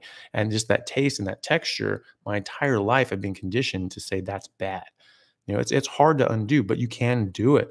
And so, I just was like, okay, I'm going to cut off a little bit of fat and put it on a leaner piece of meat, and then I'll eat that. And that sort of tasted good. And sort of, I reconditioned myself, and eventually, it felt great, and loved the taste of meat. I can just eat chunks of fat now. They taste awesome. And, so I think that given time, if she really understands the concept that, like, no, actually, this is really good for me. And she accepts that, and stops eating all the other things, that she's not going to get the same problems, and she'll be okay. Reflux, meat just does not cause reflux. And so, people that get off all the different plants that they're eating, they will find that the reflux goes away. So it's probably a combination of both of those things. She might still be eating a mixed diet, and then just condition herself to not like it. So that's generally what we see, or generally what I've seen. Um, Person asks, what about people with kidney disease? Then you definitely want to be on a carnivore diet, because carnivore diet will help heal your kidneys. I have seen people come off of dialysis on a carnivore diet after about 9 months. That, according to, the medical dogma, should not happen. However, there are actual studies showing that a high protein diet is very beneficial to your kidneys. So the idea that high protein diet, meat based diet, is bad for your kidneys, or going to box your kidneys, is just wrong. And it's not even supported by the medical literature. There's not even there's actual studies saying that, like, no, protein is really bad for your kidneys. There are no studies actually showing that protein is bad for your kidneys. There was supposition and conjecture that high protein was bad for your kidney, but that the studies actually showed the opposite. So carnivore diet is the best thing you could do for your uh, for your oh shoot. Okay, well, I lost that one too. So I think there's people who are asking to go join live on TikTok. I've never done that before. Um, And so, well, I was gonna try to join it and see what the hell what they wanted to talk about, but I missed it. So maybe someone could tell me what that's about, and how that works, and maybe we can try that. Um, Colossus says, my thyroid gets swollen when I don't eat carbs for more than 4 days. Usually I get goat yogurt with a little honey to fix it. Any ideas of how to push this through? It gets really big, can't turn head. So that's interesting. You could just be as simple as you have a lack of iodine, because that's a major cause of goiters, which is an enlargement of the thyroid. Um, so you can try, getting iodized salt, or taking salt or iodine supplements, and see how you go. Again, when you eat carbohydrates, you eat these different things. It just changes how your body dynamic works a little bit. So obviously something is working in that system to help you out, but it could just be as simple as you're not getting enough iodine, and you can try that at first anyway, and see how you go. That would be my first port of call. Um,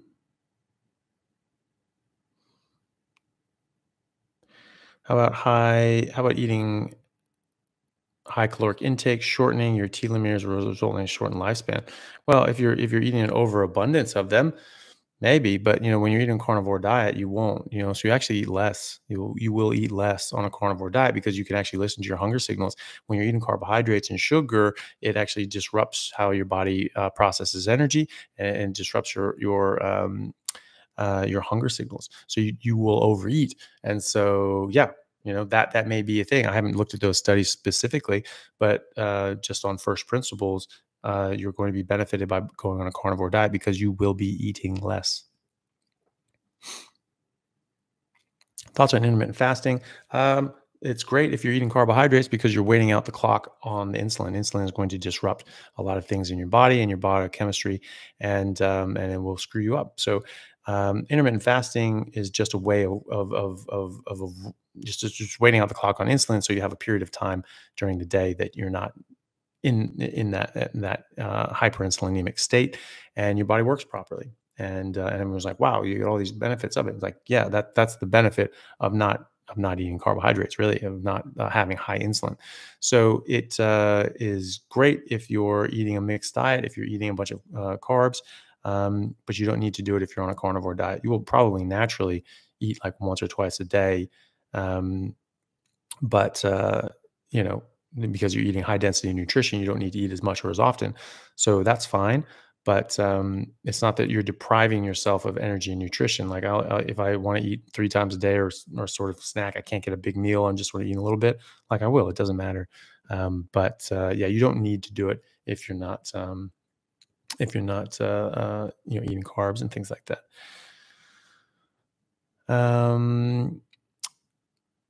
So Kyle, thank you very much, Kyle. Is tallow better than butter? I can salt, or can I salt too much? I really like salt, but recently heard someone say oversalting can cause overeating and drinking. Well, oversalting, sure, but it doesn't sound like you're oversalting because you're enjoying the taste of salt. So if you salt to taste, then by definition you're not oversalting. Now you can force feed yourself and eat stuff that tastes really salty and gross, and that can cause problems. But otherwise, no, you'd be fine. So just salt to taste. There are some people actually that just don't salt at all, and they do fine. They do really well. And long-term carnivores that don't salt at all, and that's fine. That's great. I salt. I don't use much salt, but I use some salt. I like it, but you don't have to. And I don't particularly find too much problem with that as long as you're just salting to taste. And yeah, that should be fine. Tallow better than butter? Yeah, probably. So tallow is just the rendered fat from beef, and if you're getting grass-fed beef tallow, that's going to have tons and tons of nutrients. Butter can have the milk proteins that some people have a problem with and cause a bit of inflammation. So tallow, yes, will be better than butter, but grass-fed butter is still really good if you tolerate it. Some people don't. So some people just really can't handle any of the milk proteins, and you can go for like grass-fed ghee at that point. But yeah, no, tallow can't go wrong with grass-fed tallow. How to get past the keto flu? I've tried 3 times and cannot get past it even with electrolytes. So the keto flu, I don't think is actually from going into ketosis at all. I think that's completely wrong, because you go into ketosis in about 24 hours. So everybody doing intermittent fasting will be in ketosis for a number of hours during the day before they have their one big meal, and then people who are fasting, they're in ketosis. Like that's it. And so we don't have people during Ramadan or Lent where people are fasting, they're not getting the keto flu really like that. So it's not from going into ketosis, but what I think it is probably withdrawals. Like you're withdrawing from sugar, from carbohydrates, you're getting these plant toxins out of your body, and maybe caffeine or even alcohol, cigarettes, whatever you stop, now you're going to withdraw from that, and you're going to feel like crap.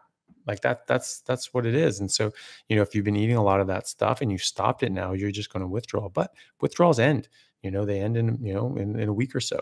So maybe 2 at the most, and then you're done. So I would just focus on that, and just focus on the fact that this will end, and you're doing the right thing for your body, and just it'll pass. It'll pass. Maybe it takes a couple weeks, but it will pass. Okay. So Mike says Sue and Dr. Saladino is now saying keto is harmful. Totally lost his marbles. Need to rename his book the Sugar the Sugarvore Code. 100%. I mean, he's not even carnivore anymore. He's not even meat based even anymore, animal based anymore, because he's getting like 200 to 400 grams of sugar a day, grams of sugar a day. So that's 800 to 1600 calories from just sugar. I mean, how? I mean, we're not hummingbirds. Like that's not what we're supposed to be eating and getting the majority of our nutrition from. That's just wrong. It's just wrong. Hyperlock says, for people that can't eat meat only, what would be less harmful to eat, vegetables or fruit? Depends on the vegetable. Obviously, depends on the fruit. Most fruit will still kill you. Actually, most fruits are still inedible. Think of all the berries. Don't eat the red berries. Those will kill you. Fruit, sugary fruit, I definitely wouldn't do.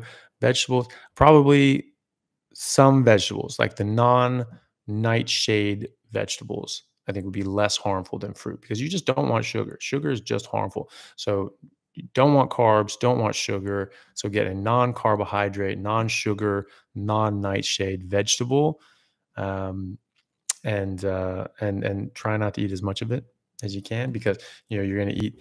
You can build these things up, right? So your body can process toxins to a certain degree. But if you're just eating the same toxin day after day after day, it will just build up. Okay. So if you're just eating just buttloads of spinach, that's going to build up, especially with like oxalates and things like that. So if you mix it up and you're sort of eating different things, your body will process that better, But I would definitely, first and foremost, just get rid of all sugar in all forms and all carbs, all of it. Okay. Then get rid of all nightshades, potatoes, tomatoes, eggplants, peppers, gone. And then, you can start working down the list. And then if you're going to keep eating these vegetables, vary them. Okay. Do not be eating the same vegetable every day, and certainly not every meal. And make fatty meat your staple. Just eat a lot of that. If you want some of these other things, fine, but I would do it in that way. I've noticed that if I cheat and have a few carbs, I get trouble with a regular heartbeat. Is that because of insulin? Well, it could be from all sorts of different things, depending on what you eat. But you're basically just screwing with your body chemistry, and your body's not happy with it. So you should listen to that. Your body's saying, cut it out. So you cut it out. All right. Thoughts on the paleo diet, please? Well, the real paleo diet I love, because the real paleo diet is a carnivore diet. The commercially propagated paleo diet is working in the right direction, and the concept is right. We should be eating to our genetics as Paleolithic man ate, tens of thousands of years ago, hundreds of thousands of years ago. 100% on board with that. The problem is that what people are calling paleo is not. Paleolithic man was carnivore. That's what all the hard evidence shows. That's what all the data shows. The stable isotope studies, are very clear that Homo sapiens, Neanderthals, and other earlier humans, they were hypercarnivores. They exclusively ate meat. They were for 2 million years, at least. Okay, and they were heavily meat based before that as well.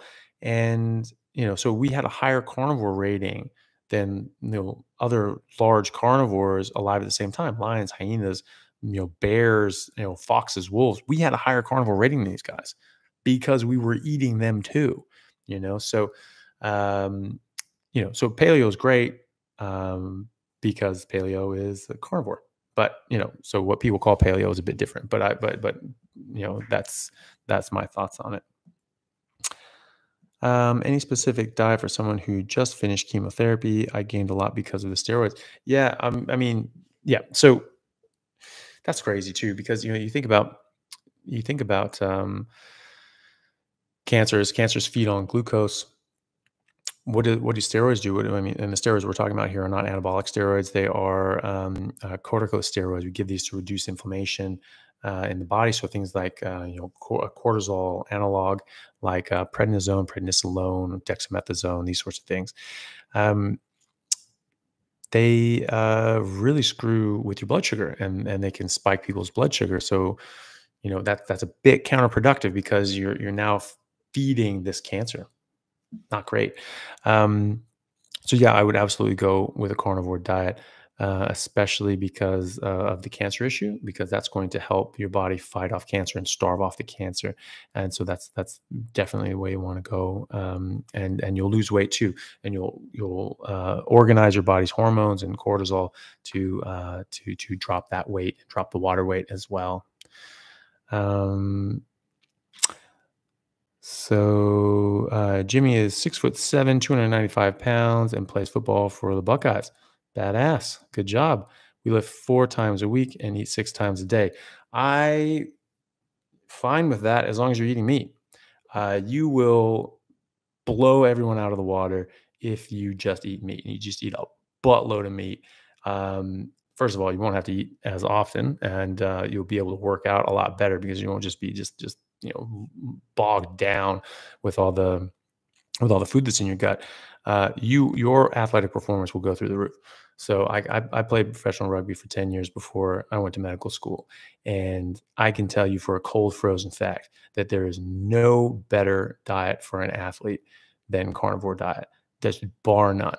So I played professionally for 5 years on a carnivore diet and another 5 years off a carnivore diet because I just didn't sort of realize how significant what I was doing was.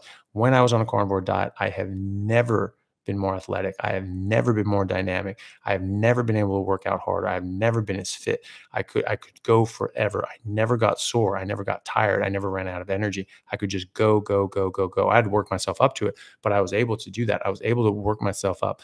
You will get so much more out of your workouts. You will be able to work out a lot more, and you'll get more out of the more that you do, and you won't be sore. You'll recover nearly immediately, and you'll be able to do it all again. You will absolutely kick the crap out of everyone around you with your performance if you go on a carnivore diet, a high fat carnivore diet. And the trick is not eating all the other crap because that stuff will bring you down. Carbs will bring you down. You do not need carbs to build muscle. In fact, they detract from building muscle. They just put on fat. They put on intramuscular fat and glycogen. So your muscles look more bulky, but they're not. That's not lean muscle mass. I have an episode with decathlete who's an all-American decathlete out of Michigan State, Ryan Talbot. He in his second decathlon ever, he won the Big Ten championship in the decathlon because he went carnivore in January, and he told me, and I was helping him out with it, and he was telling me, he was just like, I'm finally turning into the athlete that I've always wanted to be, thanks to carnivore diet. And he goes out and blows out, gets a near Olympic qualifying score for the decathlon in his second decathlon ever. All right, he's a sophomore, man. Like, so he's got tons of time to kick ass. So watch that episode with Ryan Talbot. It's one of my more recent ones, and you'll see yourself, like, this is the best thing you can do for your athletic career. And you go into this, you'll storm through the NFL, and you'll just stomp over everyone. And it'd be great to see you do it because you'll be leading by example, and you'll be showing people that this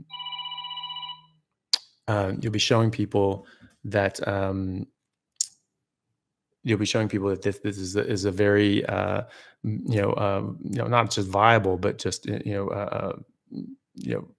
dominating way to eat for anybody who's an athlete and just anybody in general. So definitely check that out, and just watch some of my videos and just see what you think, man. Shoot me an email, anthonychaffee@gmail.com.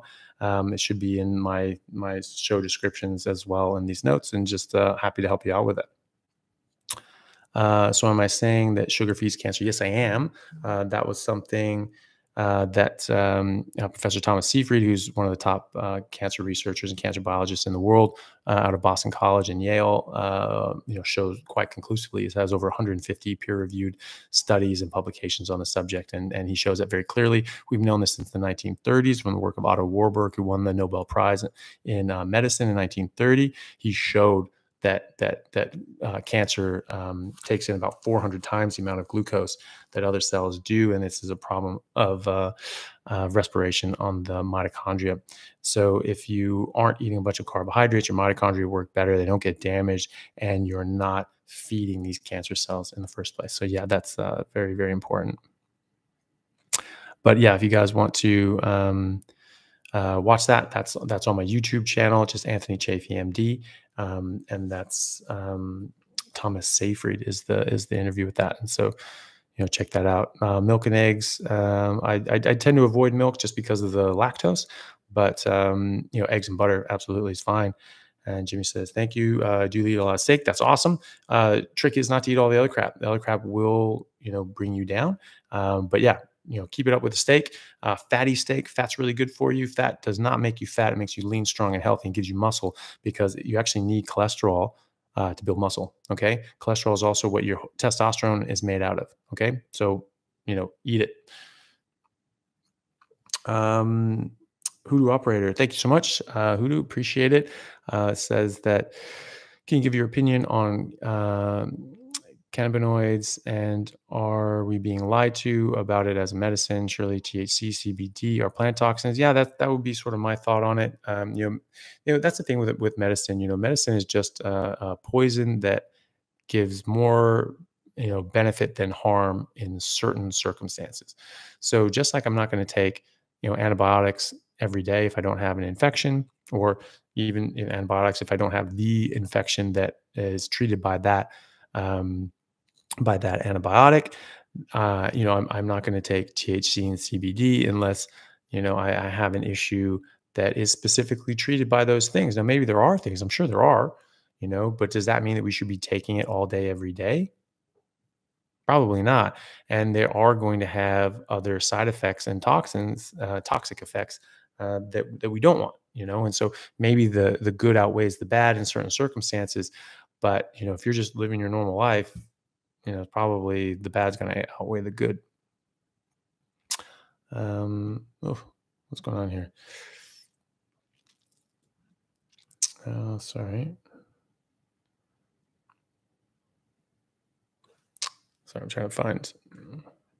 I'm all new to this, guys, so just bear with me. Questions.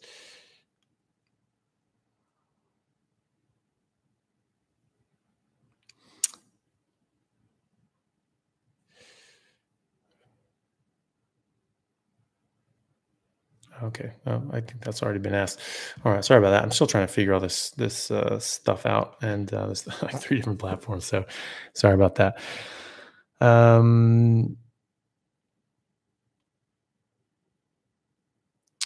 Okay. So one question is, I have bile issues after a massive coffee binge and still recovering after cutting it weeks ago. I'm carnivore. I'm wondering if I could help heal my gallbladder or liver, somehow staying meat only. Yeah, I mean your body will sort itself out. Um, just I haven't really heard of having bile issues after just drinking a buttload of coffee. But like, sorry, that's sorry that happened. But yeah, no, just give your body time. I mean, obviously, the best thing you can do is just give your body what it needs, and avoid things that are going to harm it, right? So the best thing you can do is just eating meat. It's never going to be a good idea to eat poison. It's never going to be a good idea to eat things that harm you, and that's what plants are. So I would just stick to meat, and let your body do its thing. I need to interview the carnivore dentist again. Yeah, Kevin Stock. No, he was really good. Yeah, unfortunately, I had to cut that a little early because I was actually on call at the hospital, and I was sort of like getting a lot of phone calls. It was like 6 in the morning, but I was on call overnight, and all of a sudden I was sort of getting a number of calls, and I was like, okay, I can't really ignore these because it could be someone. If they're calling me at 6 in the morning, that probably means that someone needs help, and so I had to go. They actually didn't. It actually did. It was a complete false alarm, but like. But I had to check anyway because obviously I was working. But yeah, Kevin Stock's awesome, and I do plan on linking up with him again and doing another one because I had a ton of other questions for him anyway. All right, guys, I think we're coming up to the 2 hour mark, so I think we're just going to do sort of 5 to 10 more minutes, and then I've got to go do some other things and make some calls and do some work. But so maybe we try to get some last minute questions in as much as we can. Where we go here. Dr. Chaffee, do you think that salt will make me hold water even though I'm only eating meat? Not really. You'll pee it out. As long as you're drinking enough water and you're not over salting, like you should be fine. Your body will sort of take care of that on its own. And if you want to sort of eat a bit less and see how it affects you, people sometimes are affected. There are some people that are a bit salt sensitive. It's rare, but they are. And so, if you're in that category, then that's something that's good to know about. So you can just sort of just trial that out. Maybe eat a little less salt, or maybe just go a week or so, without any salt, and just see how you feel. It's very good to test things with your body yourself. Would you do two meals rather than one if you have lowered fats because of diarrhea? Um, Diarrhea problem that listened to the Siegfried video. I heard you say that I don't need to lose weight. I do fast 72 hours weekends. Um, Yeah. So if I understand that question correctly, you're saying, would I do two meals rather than one if I'm having sort of loose stools? Yeah, maybe. I would just you can also just sort of reduce the amount of fat that you're having. If you don't have a gallbladder, then you might need to split up your fatty meals throughout the day, your fat intake throughout the day. Fat's still going to be important. You still need it, but you'll need to sort of eat it in smaller portions throughout the day.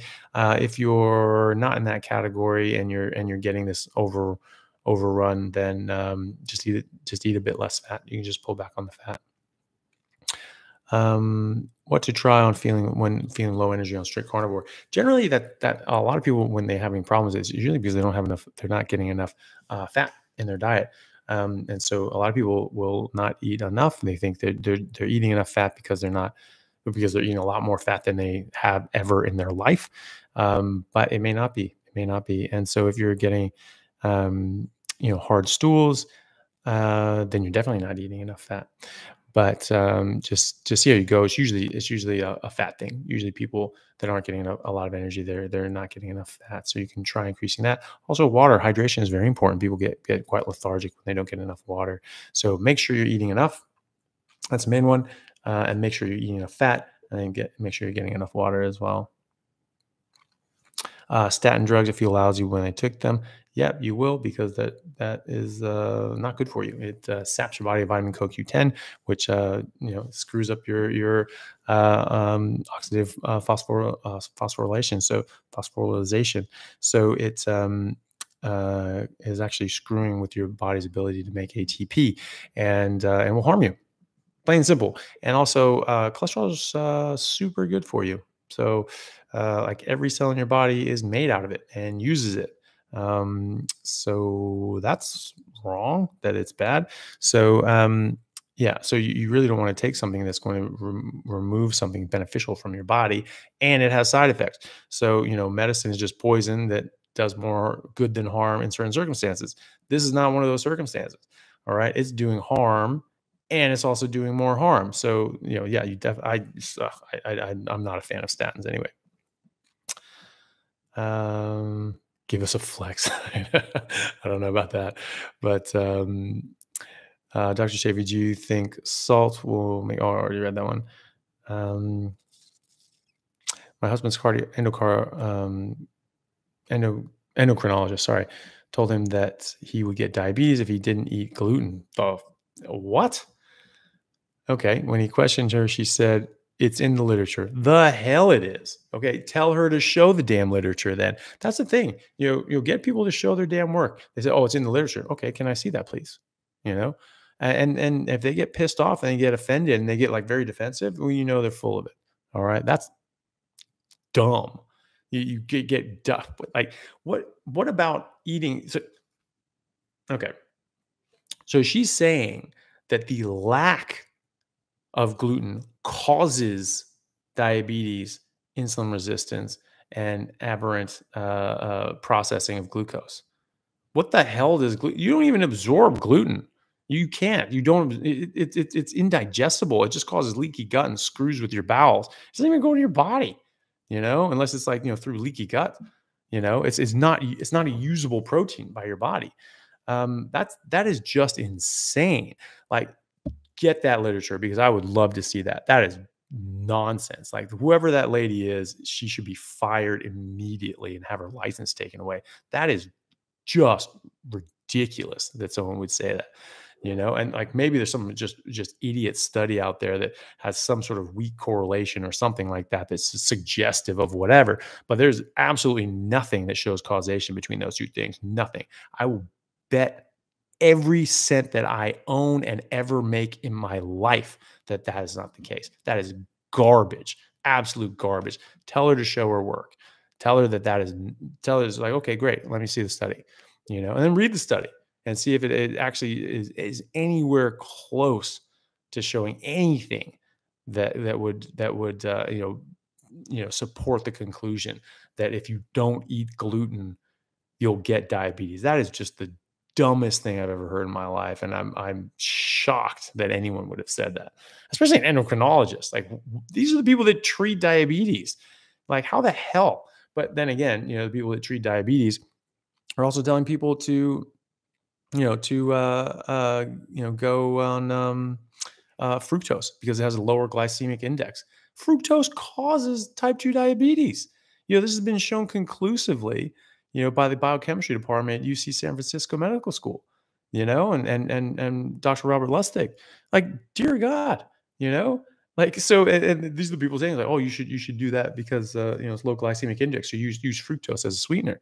They gave my mom like a big tub of fructose and put it in her tea. She's like, oh, I don't really like it, so I don't use it. Thank God, you know, because I mean, Jesus. But yeah, okay, I don't know, that one that one just pissed me off. Like, Jesus, really? That's wild. Tell her to show her damn work. I want to see that. I want to see that study. I want to see what kind of nonsense this person's trying to base that on. Sorry, I'm a little worked up. This was my favorite interview of yours. Blew my brain open. You've been having been a soccer player with occurring hamstring tears. Oh, well, thank you very much. Appreciate it. Is coffee okay, or do you recommend cutting it out? Yeah, I would cut it out. I mean, it's a plant at the end of the day, right? And so plants are going to have plant toxins. I just saw a little TikTok thing where this guy was saying, it's like, oh, you want to get healthy, and people were saying, I'm going to cut out coffee. Whoa, not so fast. There's this observational study that said that you have these benefits. Observational study, what kind of nonsense is that? That's that you're basing like the health of your existence on an observational study. Maybe not the best thing to do. I mean, that's very low level evidence. Maybe it's true. It could be. I mean, there have been observational studies that were borne out and ended up being true, but it's very low level evidence. So you're gonna change your practice, and based on that, I don't know. What are some hard facts? Well, hard facts are that in botany and horticulture, we know that there are certain poisons in there that plant makes to deter insects and animals from eating them. Especially in the bean, right? Because a bean is a seed, right? All organisms protect their babies more than anything, by and large. And a seed is a plant's baby. A bean is a seed. A grain is a seed. A nut is a seed. And so this is where you generally find the highest concentration of poison is in the seed. Okay, so coffee bean is no different. Cocoa is cacao is no different as well. It's like it kills dogs. Chocolate kills dogs. It's because it's poison. Okay, and that's why it's bitter as hell, because that bitter taste is your brain and tongue recognizing harmful chemicals, saying, "Don't eat this. This is bad for you. Spit it out." Right? And so that's what that is. And coffee's a bean. I mean, caffeine itself is just a neurotoxin. I've spoken to people who have intractable epilepsy, who've cured it on a carnivore diet and a keto diet. And we've been doing this for 100 years. Actually, been used in the been used as a treatment modality for intractable epilepsy for literally 90 years. It's still used at Johns Hopkins. Okay. I spoke to people that got rid of most of their seizures from going keto and got rid of all of them on carnivore. Had one cup of coffee, bam, seizure. Okay, so he was thinking it's like, yeah, caffeine's a neurotoxin.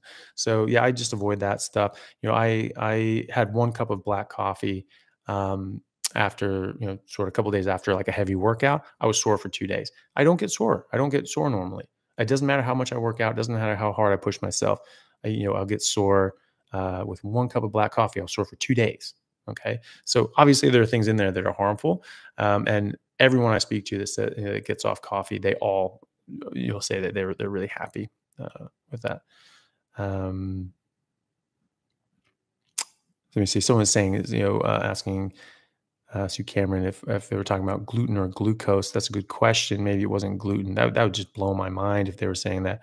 But also, like, why would you? How would you get diabetes from not eating sugar? I mean, what kind of stupid nonsense is that? So either way, that lady's an idiot, and should not be listened to. And don't give them your money. Like, just don't give people like that your time. If they got that wrong, what else have they gotten wrong? You know, like, you can't, you got to be careful with these sorts of things, and people make honest mistakes, but, like, come on now.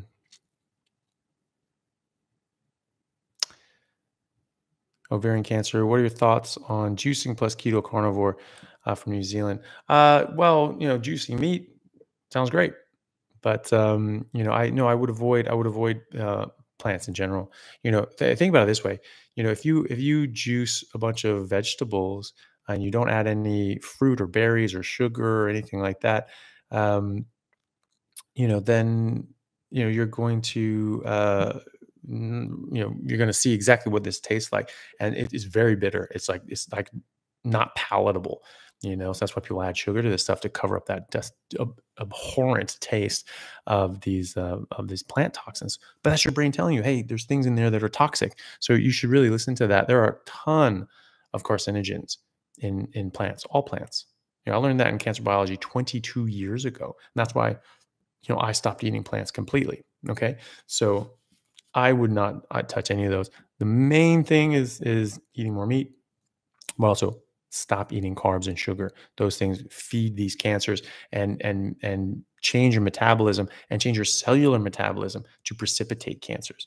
Okay. That is borne out by the data, and that is something that's been shown very conclusively in cell biology and cancer biology. So I would definitely avoid all carbohydrates and sugars. If you want to have some vegetables as well, then that's your prerogative. But I think that the best thing you can do is eliminate all harmful inflammation causing products, which includes all plants and all fruits. So I would just go strict carnivore if it were me, and it is me, and I do it. So, but especially in the case of cancer, that's I feel very strongly about that. Um, Okay, how much worse is grain-fed beef than grass-fed beef? Will eating a grain burger patty from a restaurant be detrimental to my health as a strictly carnivore? Not really. There have been studies that sort of don't show too much of a difference between people who are eating just grass-fed and just grain-fed. There's not much of a difference. Now, there is a difference. There are just going to be different nutrients in there. And so, if you really want to get technical, that's going to be the best of the best. But, grain finished beef is so much better than absolutely everything else on earth that it's just, the difference is now negligible between that and grass fed and finished beef. I think of it as, you know, what is it like? The Olympics, right? So gold and silver medal, so silver medal lost to gold. Okay. But silver medal also beat everyone else on earth, right? So that's how I think about grain finished beef, is that it's the silver medalist. Um, okay, I'm just going to do two more questions, guys, and then I've got to run. Um, could you try? You could try vitamin C for constipation. Well, you could, uh, if you yeah. Well, it's an irritant, right? If you eat a lot of vitamin C, um, you won't absorb it, and it will irritate your gut, and yeah, you'll you'll have if you eat enough of it, you have explosive diarrhea. I have seen it happen. I actually pranked my brother. We were going we were going snowboarding. God, when we were like teenagers, late teenagers, early 20s, and yeah, maybe early 20s, and he just did like the big brother thing, we were getting in the car, and he's just like, yeah, why don't you go in there and, get me vitamin C, and give me this, take this and get in there and just, make me vitamin C, and just put some vitamin C water and get me some water and do this. Just sort of ordering around, just doing that sort of, power game sort of thing. And, And so I was just like, all right, yeah, fine, I'll do that. But you're gonna get what I give you. And so I went in there and I boiled up some water and I just put like fill up like half glass with with vitamin C and like use the boiling water to like dissolve it to get like super saturated in the solution and then sort of like topped it up with colder water, but being careful so it didn't precipitate out. And and so I was just like, yeah, all right. And I brought it back and I was looking at him. He looked at me and he knew that I was going to screw with it for a bit, but he wasn't going to like let me know that it bothered him. So he just started drinking it. You sort of see him, he's just like, "Oh, okay, all right, that's a lot." But he was just like, yeah, I'm gonna pretend like nothing's wrong and just do that, drink it out. It's like, all right. And we just sort of looked at each other like, all right, okay. And we started driving. And like as soon as we got up there, we're up on the we're getting in the parking lot. He's just like, oh my God. Um, he's like, yeah, he's like, "Dude, how much vitamin C do you put in there?" I was like, "Dude, I put in like half a cup." Like, I'm surprised you're able to deal with that. He's like, "Yeah, it's not feeling good. It's not feeling I'm really having problems right now." I was like, "Oh, hopefully it settles down." We got up on the first chairlift, and like as soon as we're on, like quarter of the way up, he's like, "Okay, this is a bad idea. This is wrong. No, this has got to go." We booked down this thing, and he just spent like it was like Dumb and Dumber style. Just spent the spent the rest of the day in the lodge. Just couldn't get out of the bathroom. It was absolutely hilarious. So you could do that. You could use vitamin C to move things through, but you don't need it. You just eat enough fat. If you get enough fat, the excess fat will keep your stool soft, and that will keep things moving through. So yeah, you don't need to hurt yourself by doing that. All right, last question. Let's see. See if I can find one here.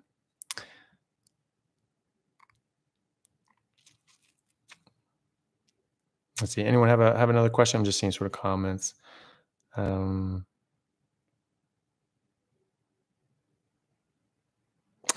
so Chris says, "Excellent live. Do I have a partner?" Asking for a friend in Australia. Yeah, I do. I have a girlfriend Elle, and she yeah, so we do some posts together and things like that. And we just started like a sort of a carnivore cooking channel on YouTube, but we haven't really posted many videos yet. But those will be forthcoming, and hopefully people like that. She's also going to be starting a podcast discussing with her friend from church about just things that about life and everyday things. And it's just called God, What Are We Doing? Or God, What Am I Doing? And they just talk about their life and sort of dealing with their issues that they've had, and putting that in a potentially in a religious context as well. So if that's interesting to people, you can check that out. It's not up yet, but it will be. Judy Cho talks about iodine. Yeah, she does. That's a very good point that Judy makes, is that some people are just iodine deficient, and that's easily done. Vitamin C diarrhea. Oh my God, hilarious! Did he stop ordering? You're right. Yeah. Well, look, I mean, there's always a dynamic between brothers, but yeah, no, we get along very, very well now. But growing up, there was definitely friction, and that was more one of the funnier episodes of that. Okay, guys. Well, thank you very much, everyone, for coming by. I hope that was helpful. I hope that you liked it. Oh, just a quick one: berries, strawberries, blueberries. No, absolutely not. I don't do anything with sugar. Sugar is very bad in all forms from all sources. Just because blueberries and strawberries may have some vitamins or minerals or whatever that are good for you, that does not mean that they don't have things that are bad for you. And so you have to look at the whole picture. And anything with sugar, you don't want. Anything from plants, you really don't want. But how do I feel about mammoth meat? I have to answer that one. Would love to get my hands on some mammoth meat. My uncle was at like a charity dinner, like a fundraiser dinner, and they actually found like a mammoth, like in a like an ice floe in a glacier, and there's hair and all, So they studied this thing and did all that, but they actually took the meat, and it was just like freeze dried meat, and they cooked it up. They were cooking like mammoth steaks for people, and he's saying it was like, yeah, it was a bit dry as wood. It's that 10,000 years of freezer burn, but yeah, I would love to get my hands on some mammoth. That'd be awesome. But great. Okay, guys. Well, thank you very much. I really do appreciate it. I really hope that this was helpful to people. And I'm still trying to figure out this live stuff. And so once I get that going, I'll do more of it. Leighton asked if I can do a video on my blood work. Yeah, I actually plan to do that. My blood work is great. So like as my endocrinologist friend said, if you took 100,000 people my age off the street, my blood would be _1 without a shadow of a doubt. I'm not saying that to brag. I'm just saying that's the result of years of carnivore. And I'm not as young as I was, and so they're not going to be as good as they were when I was in the prime of my life, well, prime of my youth. But they are excellent. And I feel great. And that's the main thing. So yeah. Okay, guys. Well, thank you very much. I really do appreciate it. And I hope to see you guys again soon. To show is that meat is bad. You shouldn't eat meat. You should eat fruits and vegetables. When you say when you eat more fruits and vegetables, people automatically think you're eating that instead of meat, right? That's not the case. You're eating it instead of processed garbage. And if you're eating it instead of meat, you will have poor health outcomes, just like the Akikuyu.